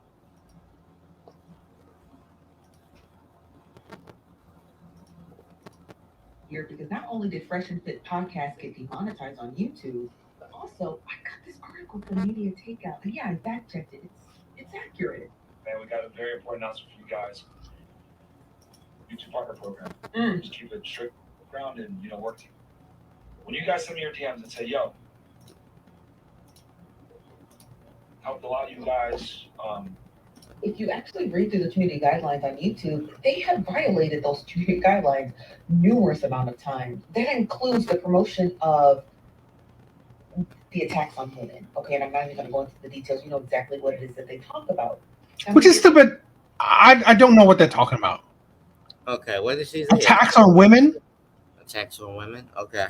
I think that's, I really wish that she would have said it, because I would love clarification. This is the thing, right? Where I was talking about before, where give the counter arguments. Say that. Let's say, like, this is where I'm saying, like, everything's online. Keep it online. So let's say if a woman say, "Oh, Fresh and Fit are attacking women," right? Show a clip. Like that's why I say, right, where if you get a racist man, this is the perfect thing. You said that, oh, this guy's racist. Okay, show the clip. Prove your point. This is the point where I love this avenue where if you believe something, back it up. Yeah. A report said the host broke the news on their podcast yesterday and warned their fans that they had planned to shut things down shortly. Now the podcast has become a subject of controversy in the past due to comments made by Weeks and Games, most notably during their viral conversation with Instagram model Brittany Rayner, I think that's how you pronounce her name, earlier this year, where they made alleged misogynistic comments towards her. Now, earlier this year, which I didn't know, the podcast was demonetized for about 7 days from YouTube, and they stated that YouTube had warned them if they continued to make content like that, that they would be banned. I need men to do this, because if men are listening to this podcast, the only thing that you need to do is not listen to them. And there's a multitude of reasons as to why. The first being that these men don't actually give you relationship advice. The vast majority of men who watch their content are probably single. So the only advice that they should be giving you is dating advice. And not in the sense of how to treat the woman after you get her, but how to actually get the woman. See, Fresh and Fit Podcast. See, that's where the delusion of this woman is, right? They actually talk about it. A lot of things they talk about, right? Fresh and Fit, is that to get a woman, right? At least like generally, is your finances, your looks, and your talking game. Fresh and Fit they do talk that. They do say that. And that's the key to most women, right? If you have those three up, you can get most women. You know, your looks, your money, and how you talk. That's practically you get any woman. Yeah. Right? So here's a woman that doesn't watch. See, this is the thing where I criticize certain people.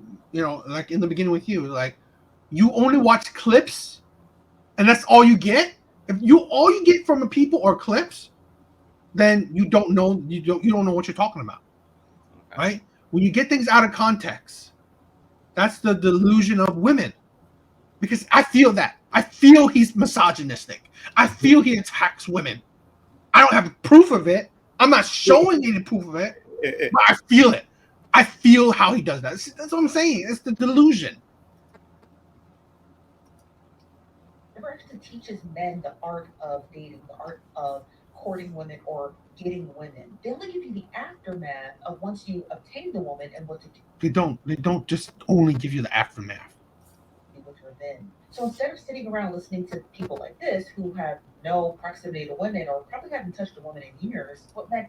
It's funny to see this is what I'm saying. Like women will always shoot shots. They will always insult men instead of actually. How about give me proof? Give me counter arguments. No. How many times, like a lot of times with Kevin Samuels, they don't debunk the things he say. They call him gay. That's what they do. Like, you're gay. You're sassy, right? You sound sassy, right? You seem sassy. You seem gay. You're not debunking any of the things I'm saying, but you're insulting me. That's an emotional. That's what I'm saying. That's an emotional tactic of debating, insulting the person, attacking the person, instead of going down to what they say, right? That's why I'm a big proponent about not how you say things, it's what you say. I don't care how you say it. You could be screaming at me, but if what you say I agree with, that's what matters. That's how I go about things. What you actually need to do is get off the internet and go out to bars and commingle with women. Men have adopted and put women on this very high pedestal, so much so that they feel like that they are unattainable, and they begin to envy women. And when you envy women, then you want to de-feminize them and make them into your perpetual slaves, which you can't. What the doesn't make sense. That's ridiculous. I mean, see, that's what I'm saying. Like, my thing, never listen to women. This is it. Don't ever listen to women. because women will only talk through their emotions. That's it. First of all, it's funny that women say, "Oh, go to bars and try to talk to women." Do you know how hard? Like women, this is the thing with women, right? Because they are the receivers, right? Not the pursuers. They don't understand. Me and you, we definitely understand it. How hard does it go to actually approach women, and how debilitating it is to have women reject you, right?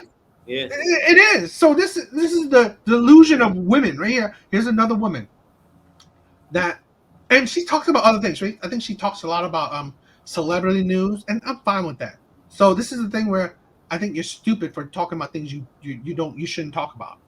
All right, stick to your lane, because you're deluded and thinking, oh yeah, go to bars and talk to girls. Really?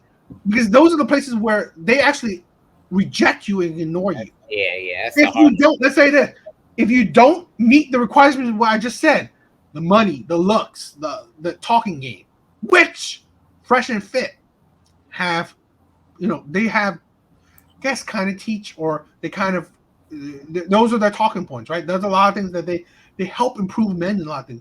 A lot of stuff I said, right? Well, I said I like Fresh and Fit in certain ways is that they are very big supporter of men being the best version of themselves. Things that I don't necessarily agree with, but you can do if you want, is that a lot of things Fresh and Fit say that I don't really want to marry, but I want to have multiple women. It's like, okay, I mean, I guess so. You can do what you want. It's not me. It's not for me, right? I mean, I have not necessarily, I'm on the fence if I'm married or not, but I'm not into having multiple women because it's annoying to have one already. To have like dozens is just right. But that's them. So like I said, you don't have to agree with everything, right? You don't have to agree with everything. And the whole thing they said, like having one-sided open relationships, I think having an open relationship regardless is a recipe for disaster. Yeah. So because relationships, if you're having a true relationship, it's emotional based. So a woman that is able to accept you having sex with other women, why? It's because she's holding back her emotions. She's holding back her emotions. And when you hold back your emotions, if you slip up, she's gonna let those emotions go. Right? Let's say a woman's dating a millionaire, and and he's dating so many other women. She's holding it back because she's a millionaire, right? But once he got fired from his job, and now he's like, I gotta save some money. It's like, oh, she's gonna explode on you, right? She's gonna like let it all out. And that's the thing, right?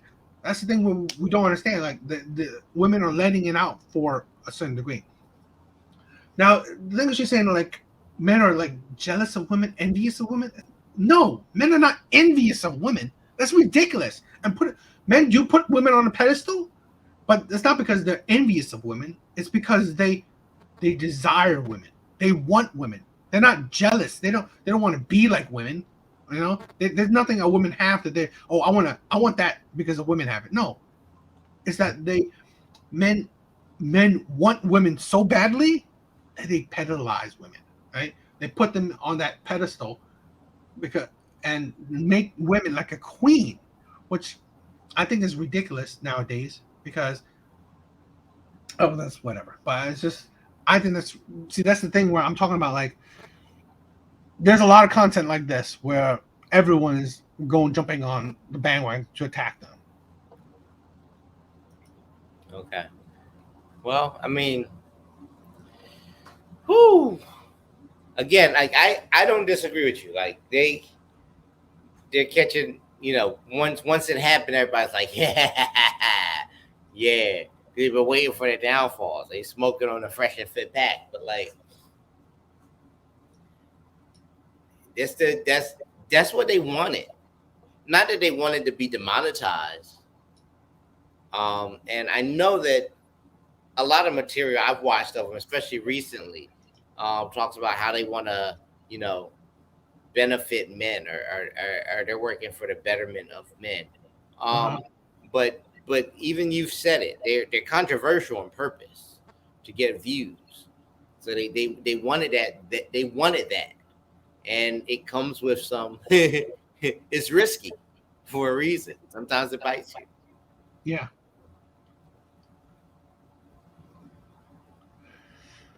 But it's just that I think it's ridiculous. My personal thing is that I think it's ridiculous that is controversial. Yeah. Right? That's the thing where. So let's say this, right? For me, I can see a lot of things that race could be controversial because there's not a whole lot that I can see the logic in it, right? When it comes to race, right? Let's say I can see the logic where I definitely let's say one of the things I disagree with, right? When you can say Black Lives Matter, and yet you're not screaming about black on black crime, right?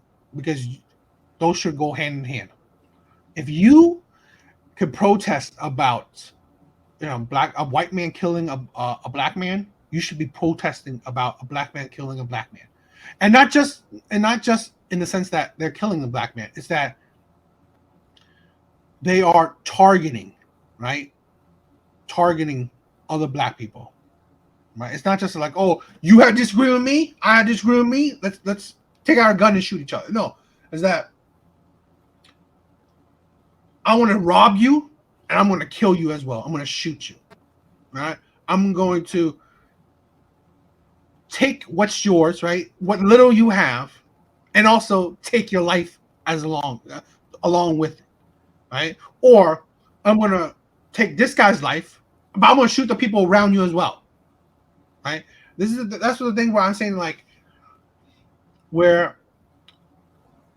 we don't see the statistics where more black people die by other black people than they do by police violence, right? Where I think that the root on my personal thing, the root of every black not every, but most, at least in my view, most black issues is fatherless homes.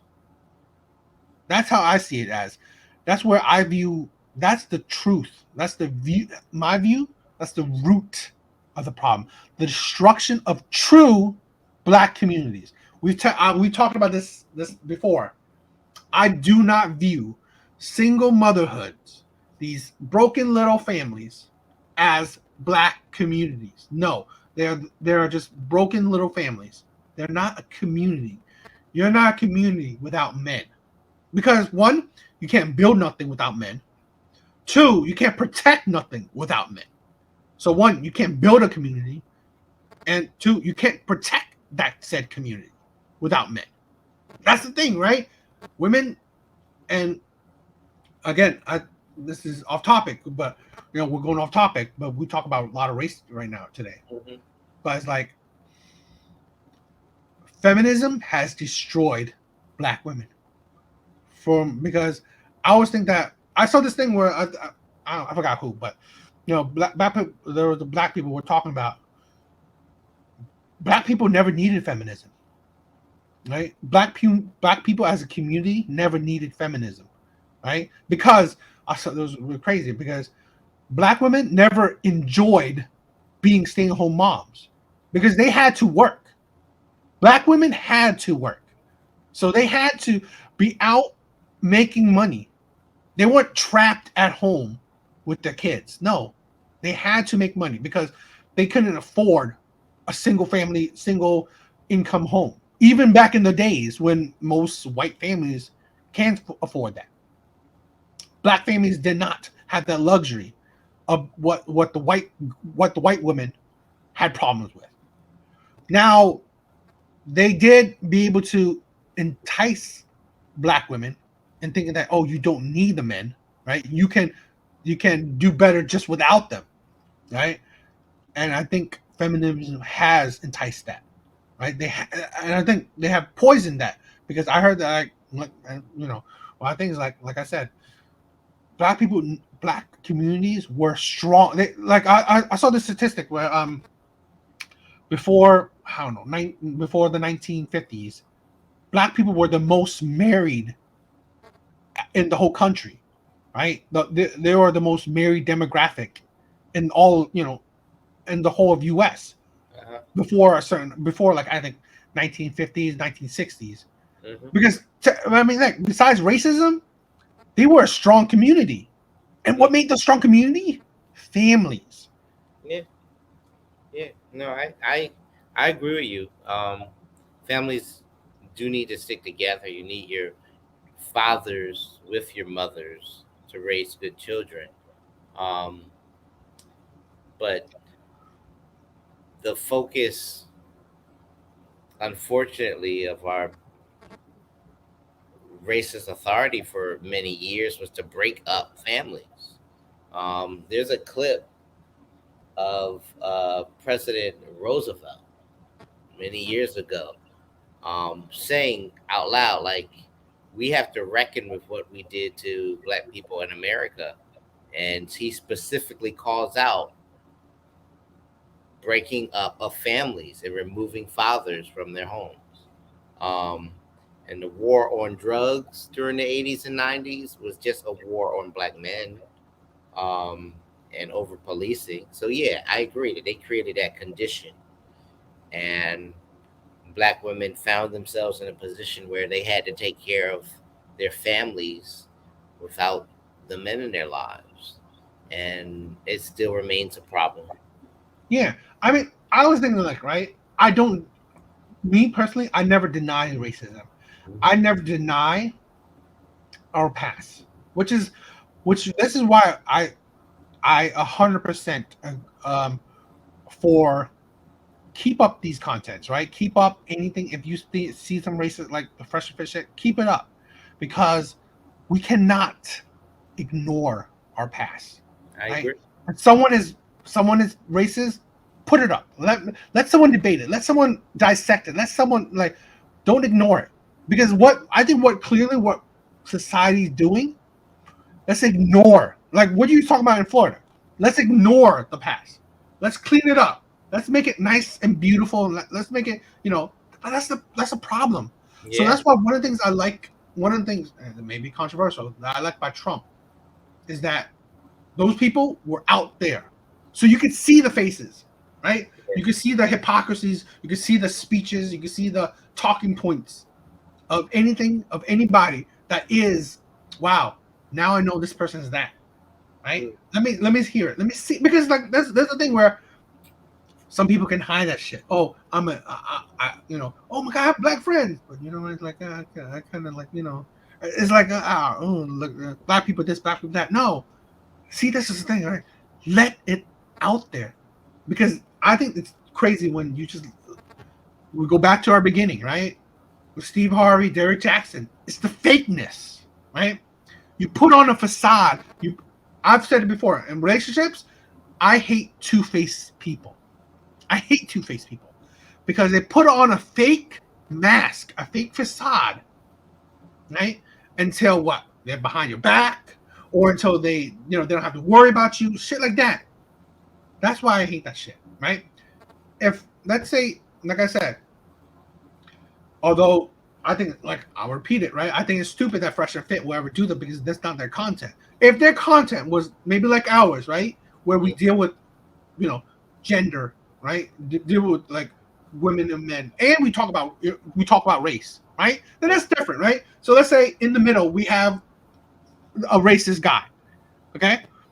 I think that's perfect. Let's talk about it. What do you think about, why would you think, what about you is that you think about it? Like if he said like, I don't think slavery is not real. Okay, well, there's clear, documentations that it is, right? Clear documentations. Okay, so why would you say that's not? Because what's your proof? Because hell, I would counteract it, right? Just like the people like flat Earth things, right? You know how many times I heard like the flat earthers? They said, "Oh, I paid hundreds of $1,000s to prove the Earth is flat, but my proof actually turned out to prove that the Earth is round." Right. That's what I'm saying, right? Do that. Don't hide people, right? So let's say a racist guy is talking to us. Prove it to me. Prove to me. Let's say, prove to me why black people like chicken. Oh, I feel it. I saw this. I saw my neighbor eat chicken. Okay, great. I eat chicken too. Do you think Asian people just like chicken? I mean, no, I saw the other neighbor as well. Well, I know someone else. I know another Asian person that eats chicken too. So that's not no. So like, oh, it's like I have. If I said to you that I have this stat that's polled by, let's say, 200,000 people, right? It's more than your circle. That's the thing where like people don't understand. Like polling or researches, they're at least a bigger demographic. A lot of people, let's say like us or like even all these people, their circle barely reaches more than 100 people, right? When you have statistics that reaches a couple 100,000 people, or even couple like maybe even 80,000, 80,000 is more of a better data pool than your circle, because you won't even interact with more than 100 people most times, right? But that's the thing where we're saying like saying like, oh yeah, I have a stat that says at least out of this 200,000 people, 54% like hamburgers. So really, your idea, or at least it still proves that the majority don't like chicken. So really, where's your proof? And that's the thing where I like how person, like, I don't care if a person is against have a different view than me. Just prove it to me. Change my view then, right? If you personally, right? Let's say if a white guy, a racist white guy, can actually change your view, can literally give you proofs, statistics, documentations that slavery is not real or it didn't happen, I think that would blow my mind. Blow my mind. Blow my mind. Tell me, show me, prove to me your theories. But the thing is, like, let's say we did a show and this white guy just said, I feel it. The whole time. I think great. That'd be great content because we could put that online and show people that even though this guy is racist and said a lot of shit, he couldn't prove a single shit he said.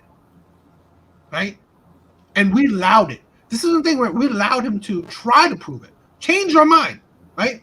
Make my black friend racist. Right? Do it. Make my black friend agree that slavery was not real. Do it. But that's the thing, right? And then show, because like, let the audience view. And then if the audience, right, view that, okay, you know what? Wow, this guy is stupid. Because hopefully we can trust in the people, right? Right? We could trust in at least the majority. Hopefully, but who knows, right? But and then it's like, I'd rather have it out there where we could as proof than not. Okay. I see that point of view. I get it. I don't know if it always works that way, because I think I think it's happened before. People get online and use their platform, their power of social media for evil, and they spout the lies, and you say prove it, and they'll spout their opinions as facts or their mistruths as truths. But I've seen people counteract it all the time, and people still believe it. Well, that's the thing, right? We gotta say, right, at the end of the day, you agree that there's evil people in this world, right? Well, that's just how it is, right? Yeah. At the end of the day, it's like, let's say without Trump, do you think the people that voted for Trump would not still exist?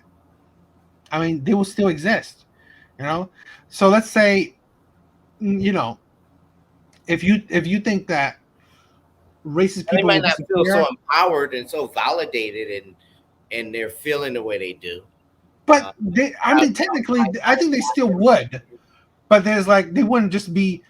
To be honest, the only difference is that they wouldn't be so bolden, right, to show it online. But I think that's the beautiful thing. Show it. So let me see who is who. Yeah. Like I said, I don't like two-faced people. So I don't like people saying that I love black people and then march for re-enslavement of black people. Yeah. That's what I'm saying. Like, Or you can just say against things like affirmative action or okay. or book banning. Do you are you're fine with affirmative? Let's do it. Go Let's for do it. Let's do it. All right, let's go. What is? Let me think. Right. Uh-huh. I am against affirmative action. Okay. Right. Okay, why? And I'm against affirmative action in 2023. Okay. Okay. Why? Why is that? I honestly believe now, if institution is racist, you can legally sue them, and go about change, like, I don't know, what is that, go back affecting them or whatever, right? But I think when you make the priority of, let's say, race a factor, if you want to accept someone into a job, a school, then you're putting, because let me say this, right? I don't think race makes you a better whatever, right? I don't necessarily think race makes you a better worker, makes you a smarter mathematician, or whatever, a better cop. I don't think race does that. I agree. I think the nowadays is that we don't stress, and I can tell you this, right? Education system, the U.S. is very, very low. They're not doing great in the worlds of education anymore, right? They're not one of the top educated institutions in the country, right? In the world, because we don't push into innovation, intelligence, in people like that. We don't push that as the primary thing. I think pushing it as let's put in a focus on your grades, your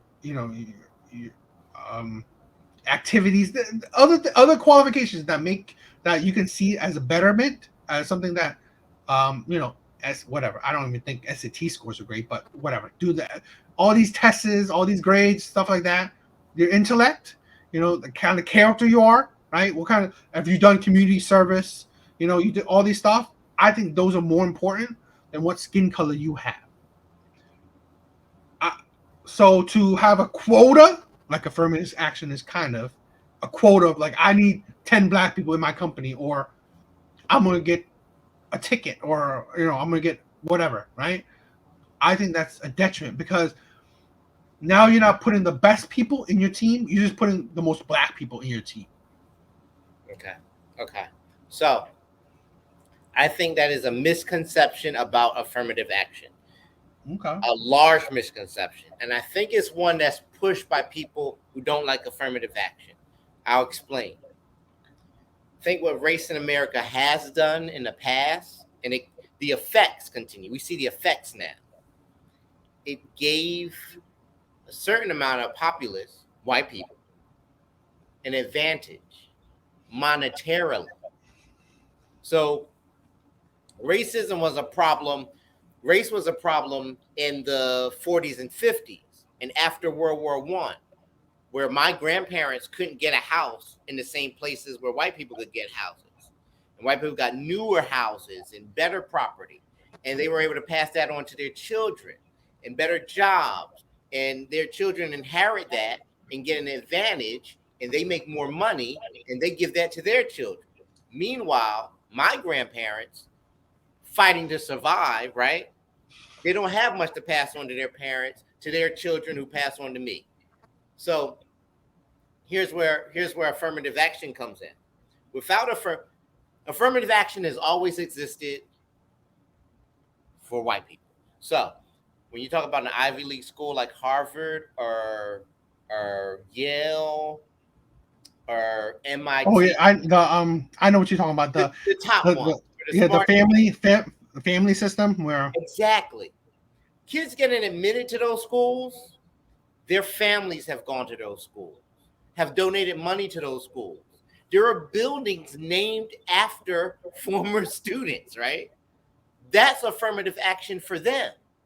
So the spot that they get could have gone to someone who happens to be my color, who's more qualified. Affirmative action doesn't ignore qualifications. The people who get into those schools are qualified, but they don't have the money and influence, so they don't get a spot. That's why affirmative action exists, because a brilliant Black woman and coming out of public school who is a genius and maybe a future engineer won't get the opportunity because someone else who is not as qualified has parents who went to that school and donated money, and they're going to get in. And that's the real thing that affirmative action was fighting against. This isn't a student example, but a few years ago, Brett Kavanaugh became one of the Supreme Court judges. Yeah. And remember the long process where they were vetting him, and he had all this dirt in his background, and he may have assaulted women and all that stuff. The previous nominee for his spot was Merrick Garland. Merrick Garland ends up being the head of Department of Justice, I think. But he was Barack Obama's nominee. And Barack Obama didn't have the same influence because everything he did, the Republican side fought against vehemently, even if it made sense. So Merrick Garland didn't have a sordid past. He didn't have problems in his, he was more qualified than Brett Kavanaugh to be a Supreme Court judge. But he didn't have the influence, and people didn't want him in that spot because he was Barack Obama's nominee. Donald Trump's nominee, when the Republicans are in charge, they're going to back him, and they backed him no matter what. So he was less qualified, but he got the spot because he had influence. Here. Let's. Okay. And I don't mean to make this about the Supreme Court. I'm just saying that as an example of what, without affirmative action, what it looks like. Okay, and let me say this, right? With your last statement, I think it's a little bit different because that's power struggle in the sense that these are it's a different environment, right? Where I can feel like it's like I just think it's a different power struggle. Right? I think it's like because let's even I believe, right? If the Republicans were, again, I don't want to talk too much about it, but I believe, let's say Brett Kavanaugh was a black man, they would still push the same thing. It's because he's a Republican that's why it's like necessarily. I mean, I'm not necessarily saying that it's because of. I'm not making that point because Brett Kavanaugh is not black. It wasn't about that example. Isn't about race, but the point I'm really trying to make is that if you have, I brought that up because it was public, so we all saw it. I honestly don't. But I don't even know I don't know the resume because so for me it's like I don't know the resume. I don't know who. You say that he's probably better. I mean, Barack Obama's candidate was better, but I don't know the resume, right? And I can't necessarily compare the resume. So I don't know what makes a court justice or whatever. What's a good resume for that person? So really, that's what. I don't know that part. I'll tell you, scandal is something that can disqualify you, right? But I can tell you this, right? But the thing is weird is because the scandal is just. I thought it was I get it, right? The scandal but it's it felt like it was trying to push a scandal to try to disqualify somebody.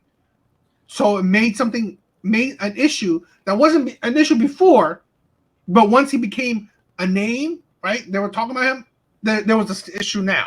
So I don't know. It was just it was is a bit much, but I want to no. Let's go. I want to go back to. But here's my point, because I don't even know what race Merrick Garland is, honestly. But it's not about race. I just brought it up because it was public, to make the point that if you have more power and influence, you can have less qualification. Okay, yeah. Well, I want to go back to what you're thinking, right? I personally believe the whole family shit should be canceled as well. I'm not all for that too. I always hated that shit. But I think that it still happens. Remember, and that's what I see. That's what the thing where I don't disagree with, right? So let's say this, right? If truthfully, and it's hard to say, right? That it's if truthfully, right? Let's say if affirmative action is to counteract the family thing, I agree with. I'm actually all for, right? I'm all for that. But here's my thing, right? Where I will counteract you. What I always hear about this, right, is that, and I personally hate it, but I understand it too, is that when it comes to racism, it's always black, white, black, white, black, white. There's more races in the U.S. than just two. So let's say I don't remember what, but in recent thing where in California, right, one of their schools, they had a thing where, I guess in the whatever the things with affirmative actions, they said exclude Asian people, right? Asian people are not included in affirmative action. It has to be black, right? Or maybe I think also maybe other races like Hispanic and stuff. But that's what I'm saying. Where then it shows me that it's not about, no longer about counteracting, white people, or that the whole family thing, right? And then making whatever, making it more equal. Where if you're outside, if you're race not white, but you're equally qualified or even better, you have way in. No, it's because you know what? Here's an Asian American that's more qualified than a black person, but because he's not black, and there's a black person, and let's say hypothetically a white family who's not even that qualified, I'd rather pick the black person because affirmative action goes toward the black person, not the Asian person, right? Those are the arguments I was hearing, I was listening to, where again I adamantly do not care about the whole. I hate that too, where I have a way in because of my father or my parents. That's disgusting because that shows you have no merits, right? So that's why I said like have it purely merit, right? So let's say if there was a black person, an Asian person, well, if that black person is still better, then he's better, period, right? But when you purely make supposed race actions just black and white, because I need a black person to counteract this white person, then you're not about race. You just let's just take out race. You're just a black person. Stop calling it affirmative action. Say it's black privilege. So that's the thing, because like I'm saying, like affirmative action is purely on trying to push race, like make it equal for minorities, right? Then make it equal for minorities. Okay. That's one thing I hate. Like let's say Hollywood thing too, right? How always hated like, oh, let's there's not enough roles for minorities. But when you think about minorities, you only think about black people. That's where I question where your integrity, or not, maybe not integrity, but where your actual thought is. I believe, in my personal view, is that when people think about minorities, they only think about black people. Okay. Right? That's my view. So when they think about, let's say, actions, right, or topics or protests or whatever for minorities, it's only black people. So when they think about affirmative action, it's only for black people. Asian people cannot touch it. You don't get the privilege of affirmative action. But I can tell you this: the difference is that with Asian people, right? They don't have the luxury of the white person who has their family, right, doing that shit. Oh, the white family doing that shit. And now they don't even have the luxury of affirmative action. What the only luxury they have is working their ass off. Their parents berating them, pushing them, beating them, right? Doing tutoring, all this stuff to work literally working their ass off to get in that position, to get that spot, right, in Harvard. Well, now this black person, although he or she worked her ass off, right, to do it, but they, you know what, they didn't do as hard as the Asian person. They didn't do it as long hours as the Asian person, right? But they had the little extra push thanks to affirmative action. Although they're smart, they're intelligent, and they work hard, but they can rely on affirmative action, or they can rely on special grants, special. I can tell you this: I don't know. I mean, not at least not when I was growing up. There weren't grants and tuitions or whatever, special money for Asian people, but there are for black people. And again, I'm not trying to make an Asian person black. I'm more saying that, like, that's where I see the fallacy of some of these movements or some of these talking points, right? Let's say affirmative action. Where are you trying to make it fair for just black people, or are you trying to make it fair for minorities? Let me ask, do you think that this example of the Asian person who doesn't get in because a black person got in is the norm or an outlier? Let's say this.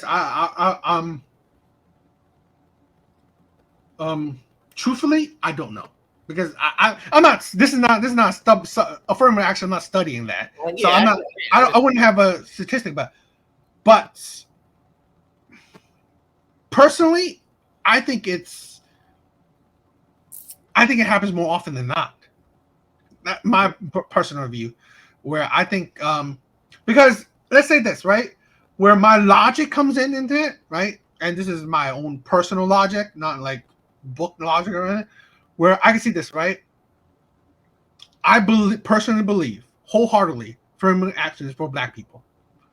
So, yeah. So if I believe affirmative action is purely for black people, not other races, I put in the things where, and I personally believe colleges would really, let's say, if education, right, your education as a point system is, let's say, 50 out of all the stats you can have, right?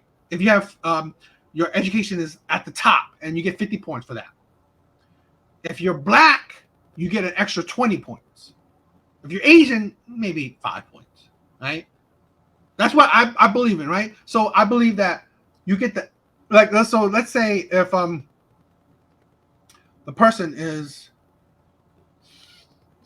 40, right? 40 points of education, right? The Asian person is 50, the best or whatever, right? But he's Asian, so he's get 55 points. This black person, 40 points, but he gets the 20 points because he's black. Well, what does that say? He just outpointed this Asian person by 5 points. So let's say committee, if they're based on points, right? Hypothetically. Well, you know what? Although, first glance, this person is smart, but he does outpoint this man, right? He outpoint this other student. So I'm going to weigh this one more, right? That's how I see it, right? I'm not saying that it's based on any truth, but I'm saying that if there's an edge, affirmative action gives them to it. So here's what I think happens. What I think really happens is, I don't think that doesn't happen once in a while. But I think because it happens once in a while, someone who doesn't like affirmative action is going to be like, well, look what happened here to this person, this Asian person. Now, affirmative action is wrong because it's unfair to Asians. When in reality, that's an outlier.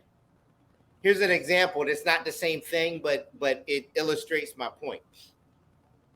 And Joe Biden wanted to forgive student loans. The reason he wasn't able to get that pushed through is because a few, well, we know Republicans didn't want it to happen, but the way they fought it was they picked a few people who were outliers, like exceptions to the rule almost, where forgiving everyone else's student loans when they had paid so much, or where they had fit in a certain small percentage. I know that. For it, yeah.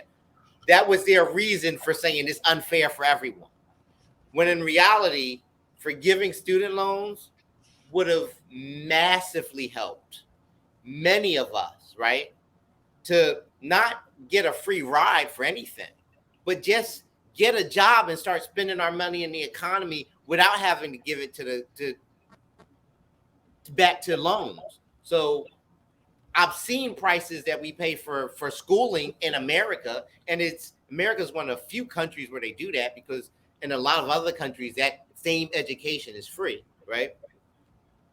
In America, we have to pay back those student loans, prevents you from getting a house or apartment until you're a certain age, right?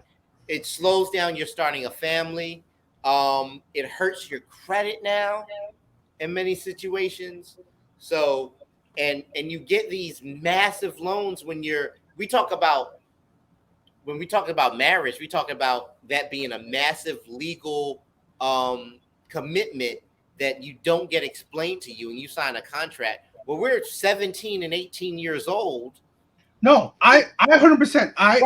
You agree? 100%. I agree that I think college should be free. I think college should be free. I think getting advanced degrees like master's, PhD, those should cost you a lot more. I agree. I can't argue with that.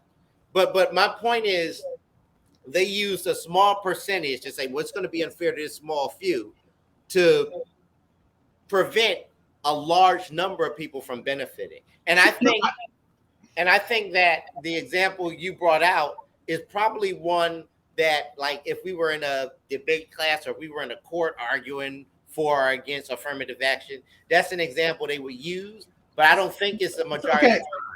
I have one more point.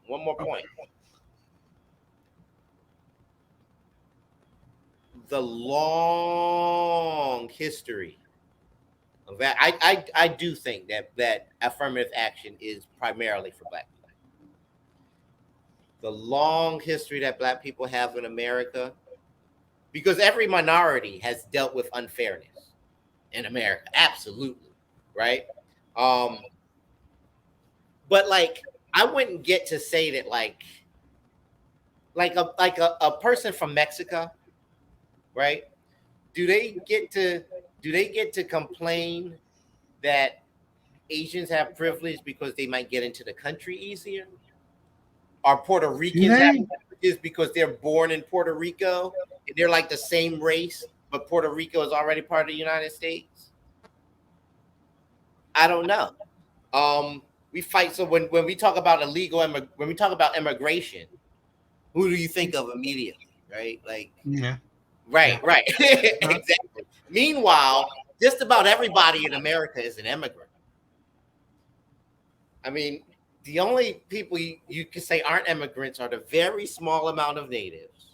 Yeah, Native Americans. Right? So it's I see your point, but I do think that it's an outlier, and I think that it's the example that people would use to convince other people that affirmative action is wrong, when in reality, what's really happening, the majority of the time is, remember the stars of Full House, the lady from Full House tried to pay off to get her daughter into. Yeah. Right.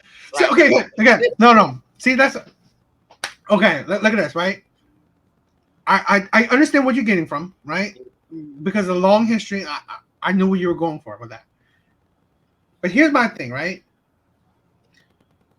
You don't push up because let's say because the same argument you saying about, let's say, Asian people, like with the black people, right? They're small. They're even a smaller minority, right?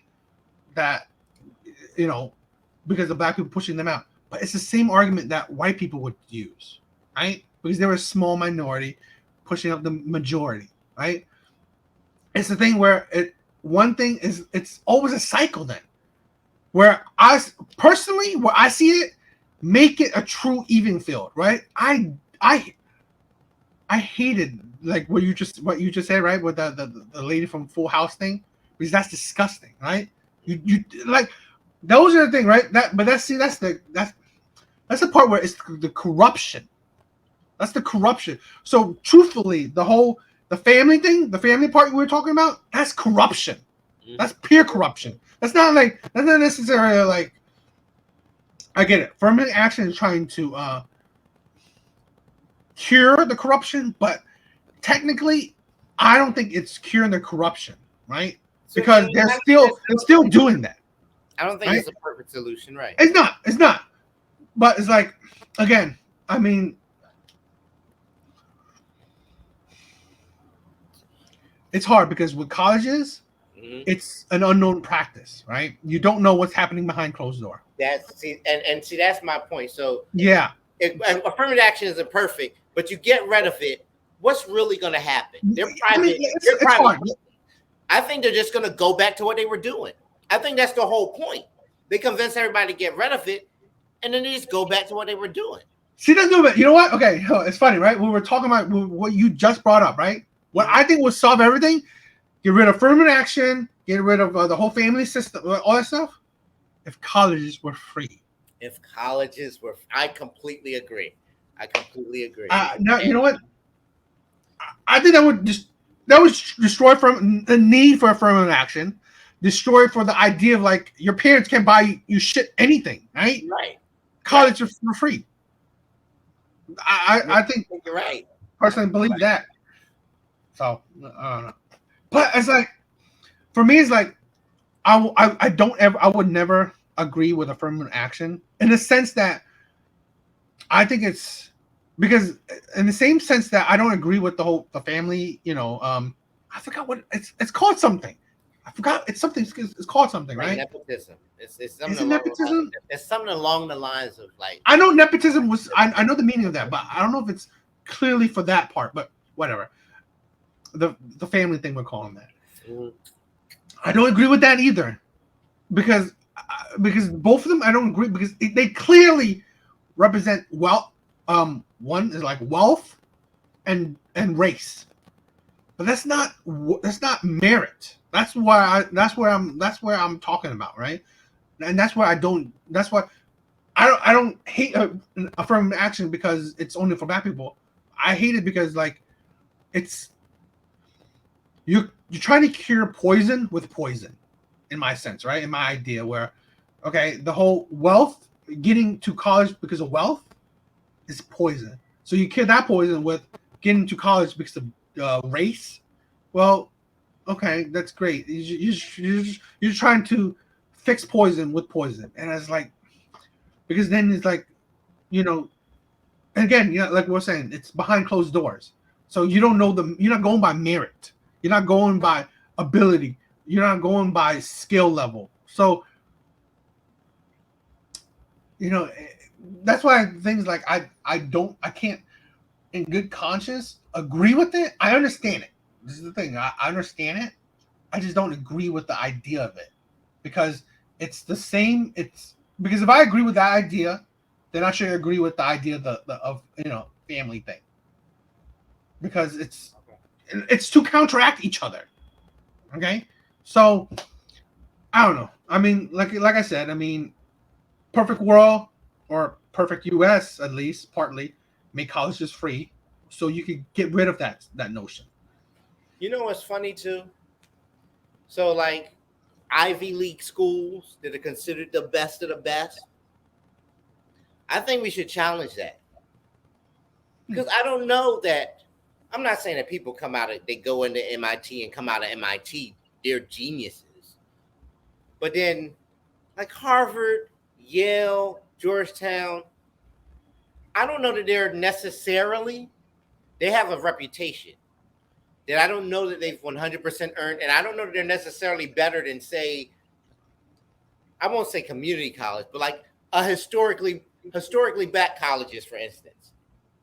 They're historically black colleges. They're schools that were built because black people didn't have anywhere else to go. So you're like, well, we're going to build these for black people are going to build these colleges for black people. Guess what? You can get into one.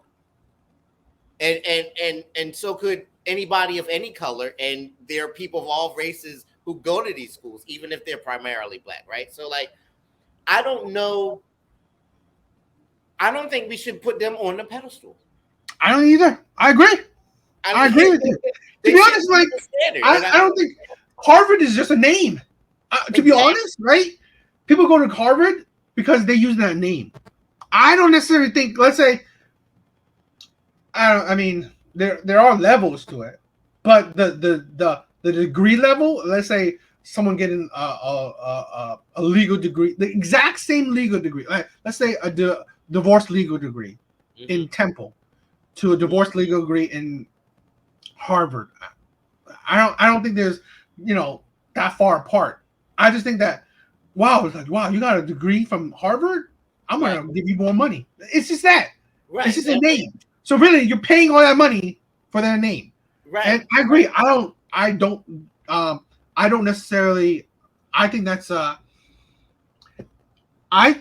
price where free colleges would destroy a lot of that shit. Yeah. Right? Would destroy a lot of the whole, mystique or name power that a lot of colleges have. Yeah. Right? Because let's say Harvard is probably one of the most expensive schools to ever go to. So even if you're that smart enough to get into it, you probably won't survive to pay for it. So that's the thing where because I know I've known some people who talked about that they couldn't pay for the tuition, even if they could qualify, like 100%, they qualify for it. It's like it's too expensive. So yeah, I mean, like our school system is like really, I don't like it either, and I think the thing is that the things that we make a part of capitalism is sometimes insane for me, right? Like our healthcare and our college system, putting those a part of capitalism is insane, because you should be able to access education and healthcare, for free, at least for a certain level, right? I mean, if I need a brain surgery, okay, I guess. Or no, if I need titties done, you should pay for that shit. Yeah. Right? Or if I need like cancer treatment, that should be for free. Right. But it's unfortunate because it's not like people need a handout, or if they did that, you'd just be given a handout. You'd be making things better for everyone. Because if more people could afford school or didn't have to pay for school, you get more, you produce more doctors, more lawyers, more teachers, more engineers, more people who can contribute to society, and faster because they're not in debt after they get this education. So they learn to do jobs that we need done, and they can go right into doing those jobs, and the money they can make goes right into the economy. I don't know. I mean, I think we bite ourselves in the butt behind that stuff too. So no, I agree. I mean, I'm one of those people who I paid off of my school, my student loans, right? My college debt. But I'm still for that. We should just make college free.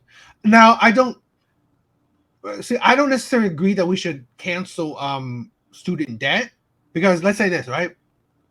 Because it's funny. I've seen it where students, they've actually taken debt so they could spend that money on other shit. Right? So technically, there's a lot of students who are stupid, but I guess that's well, yeah. giving free money, supposedly free money to kids is idiotic, but it's like a lot of them, they've taken that loan to pay for other shit, right? So really, I'm not necessarily for canceling student debt because you should have educated these kids for not take those debt. Now, because the debt aside, college should be free regardless. That's what I'm thinking about. I think 4-year degrees, your first 4 years should be free. Because anything anything after 4 years, right?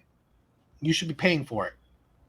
Yeah. And that's why I see that, because I know the UK does those things, right? I think their first all schooling, right, is free. I think until if you go on to higher education, the subsequent one, masters, doctorate, masters. Yeah, those would cost you more, right? Those would cost you. I meant two. I'm gonna call them kids. They were like 21, 22 from Norway. Mm. I met them when I visited London, and When? Oh, this was 2018. I went over there. I was over there for a week and a half. Primarily because the Eagles were playing the Jaguars. So, okay. I remember that. So we went to Wembley Stadium. But while we were there, like we saw the cities and everything, hung out. We were actually in a casino because football in England airs at like 3 a.m. because when it's like 1 p.m. here, it's like really late over there. It's ridiculous. So we were sitting in a casino eating or whatever. And we were hanging out with these kids who were from Norway and just talking about all kinds of stuff. Not only do they get free schooling, but they can opt out of schooling and their government, I guess, instead of going to school, they have the option of traveling as their education. Oh, so instead of going to college for maybe 4 years, they spend 2 or 3 traveling the world. And it's funded by their country. Well, think about it. What kind? That's an education. Like, but I mean, it's a life education. It's not like a career education. Good point. But think about if you had gotten, instead of having to take like algebra or elementary functions in high school, you took how to do your taxes. It's different. Okay. Right. It's different, but it's real world benefit. Yeah, I agree with that. Traveling the world with knowledge that you can use at home or abroad to just be better. And I'm not saying that that's something that it'd be nice, but I'm not saying that that's something that you should give, but just to give some perspective on like the value of education and like what kind of education people get. No, I'm personally awesome. To me, I'm definitely for that. College shouldn't be the end all to be all in life, right? Because we, like you know it yourself, right? You know, you didn't finish it. Yeah. Yeah. But it's like it, and even if I finish college and we're practically in the same spot anyway. Yeah. So really, this is it. It's college is not the end all to be all, right? I wish I knew that. I wish I had my state of mind. When I was entering college. Yeah. Then I would probably not, or I would. To me, I was always said, right? If I knew how the real world works, to be honest, I would have gone into finance. Okay. Yeah. Right. I would have done finance in college instead of doing all the other crap I've done, right? Or slacking off our first year. God, our first year. We definitely should talk about that one time, right? Our first year in college was insane. Oh no! So it's pizza and like not going to class. Or just slacking off during class. Oh my god! So we'll talk about it some other time. Yeah, I mean that's one, but I do definitely think that the U.S. teaches our people wrong. We go about things in a wrong way, right? Yeah. Where that's why I'm saying like we make colleges free, so you're not making like I think make colleges free, teach us about trades, like all trades professions, teach, make it's just there's a lot of those. That's why, like, to be honest, right? Well, I said, when Bernie Sanders was doing his campaign thing, that's when I was a Democrat. Okay. Right? Because I was supporting him because he was so he wanted to change the whole system. He did. And I completely agree, right? He wanted to make colleges free, free healthcare, and I agree with that, and I still agree with that. Even though I don't call myself a Democrat, I definitely agree with that because I think doing that releases some of the shackles that life has done for you. Like I said, let's say the shackles of what we're talking about, right? Schooling, right? Affirmative action and stuff like that. It would destroy those shackles. Yeah. It would. So you don't have to worry about race and shit like that because you're not paying for it, right? So no white man is paying more for that school spot than a black boy, right? That's what I'm saying. Like those are the differences where it would change that. And that's why I'm like sometimes we put these shackles on our own people, and I think those are the disgusting parts, right? Yeah. And sometimes this is why I'll go back to the original where I said, like, let's put these talking points out, right? Put these ideas out, right? Have these ideas out in the ether so people can hear, people can see, people are like, okay, you know what? There's actually someone else. There is someone talking about this. There is someone who's having these conversations, having these speech. And I think those are a good thing. So that's how I go about it. That's why I see that 2023 is more different than any other years in the past where more and more people, we have the freedom and we have the ability to change things or at least voice our opinions more. That's where I go about it. Okay. Wow, we went quite the crazy tangent. Yeah, I know. Yeah.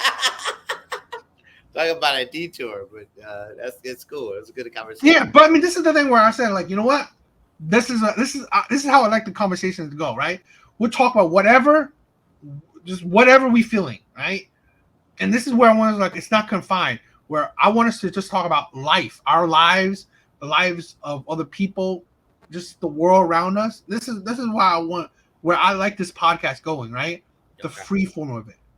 Okay. And this is why I said this is look at this, right? Like I said, right? Anytime you have a thought, an idea, this is where I want to put it. Like give it a form, and this is that form, right? Give your ideas, your thoughts, a space to voice, and this is where I want the podcast, because this is where I want I want it to be our podcast, right? And this is where I want it to be out from, like that. But it was a long one. I think it was a really good one. A lot of crazy and good topics. We covered a lot, right? Gender,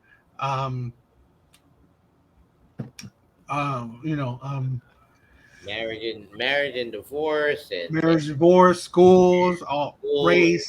We always do that, right? It's heavy, yeah. It was heavy. I love it like that. But it was fun. Yeah, I think it was good. I think it was a good conversation. It's almost 3 hours, which is our longest one, right? Fun, because there was a lot to talk about. So I definitely will cut this shit up. So, there's more. I'll probably cut the later half, probably for a full length separate thing. But still, it was fun. I loved it. Yeah, it was good. It was a good conversation. Any final thoughts? No. I will say, I think all people do, but it is true, at least in my case. I like chicken. I love chicken. I mean, come on. Seriously, like, I love fried chicken. Chicken is delicious, right? It crosses racial boundaries. It transcends that. It's just good. That's what I'm saying. And here's the thing where I think we don't. Where I think is like we are not doing enough to just enjoy each other's company, right? To embrace each other. Yeah. Right. So that's why I think those are the things where it could, break the whole the boundaries, because this is the thing where I feel like more people should do things to break those disconnections, right? So, I don't know. But it was good. It was a good conversation. Definitely look out for more. Hope you guys. I doubt you guys watching this late, but hope you guys like it. Who knows? If you are, thank you. God bless you. Yeah. It's awesome. Later, guys. Take care.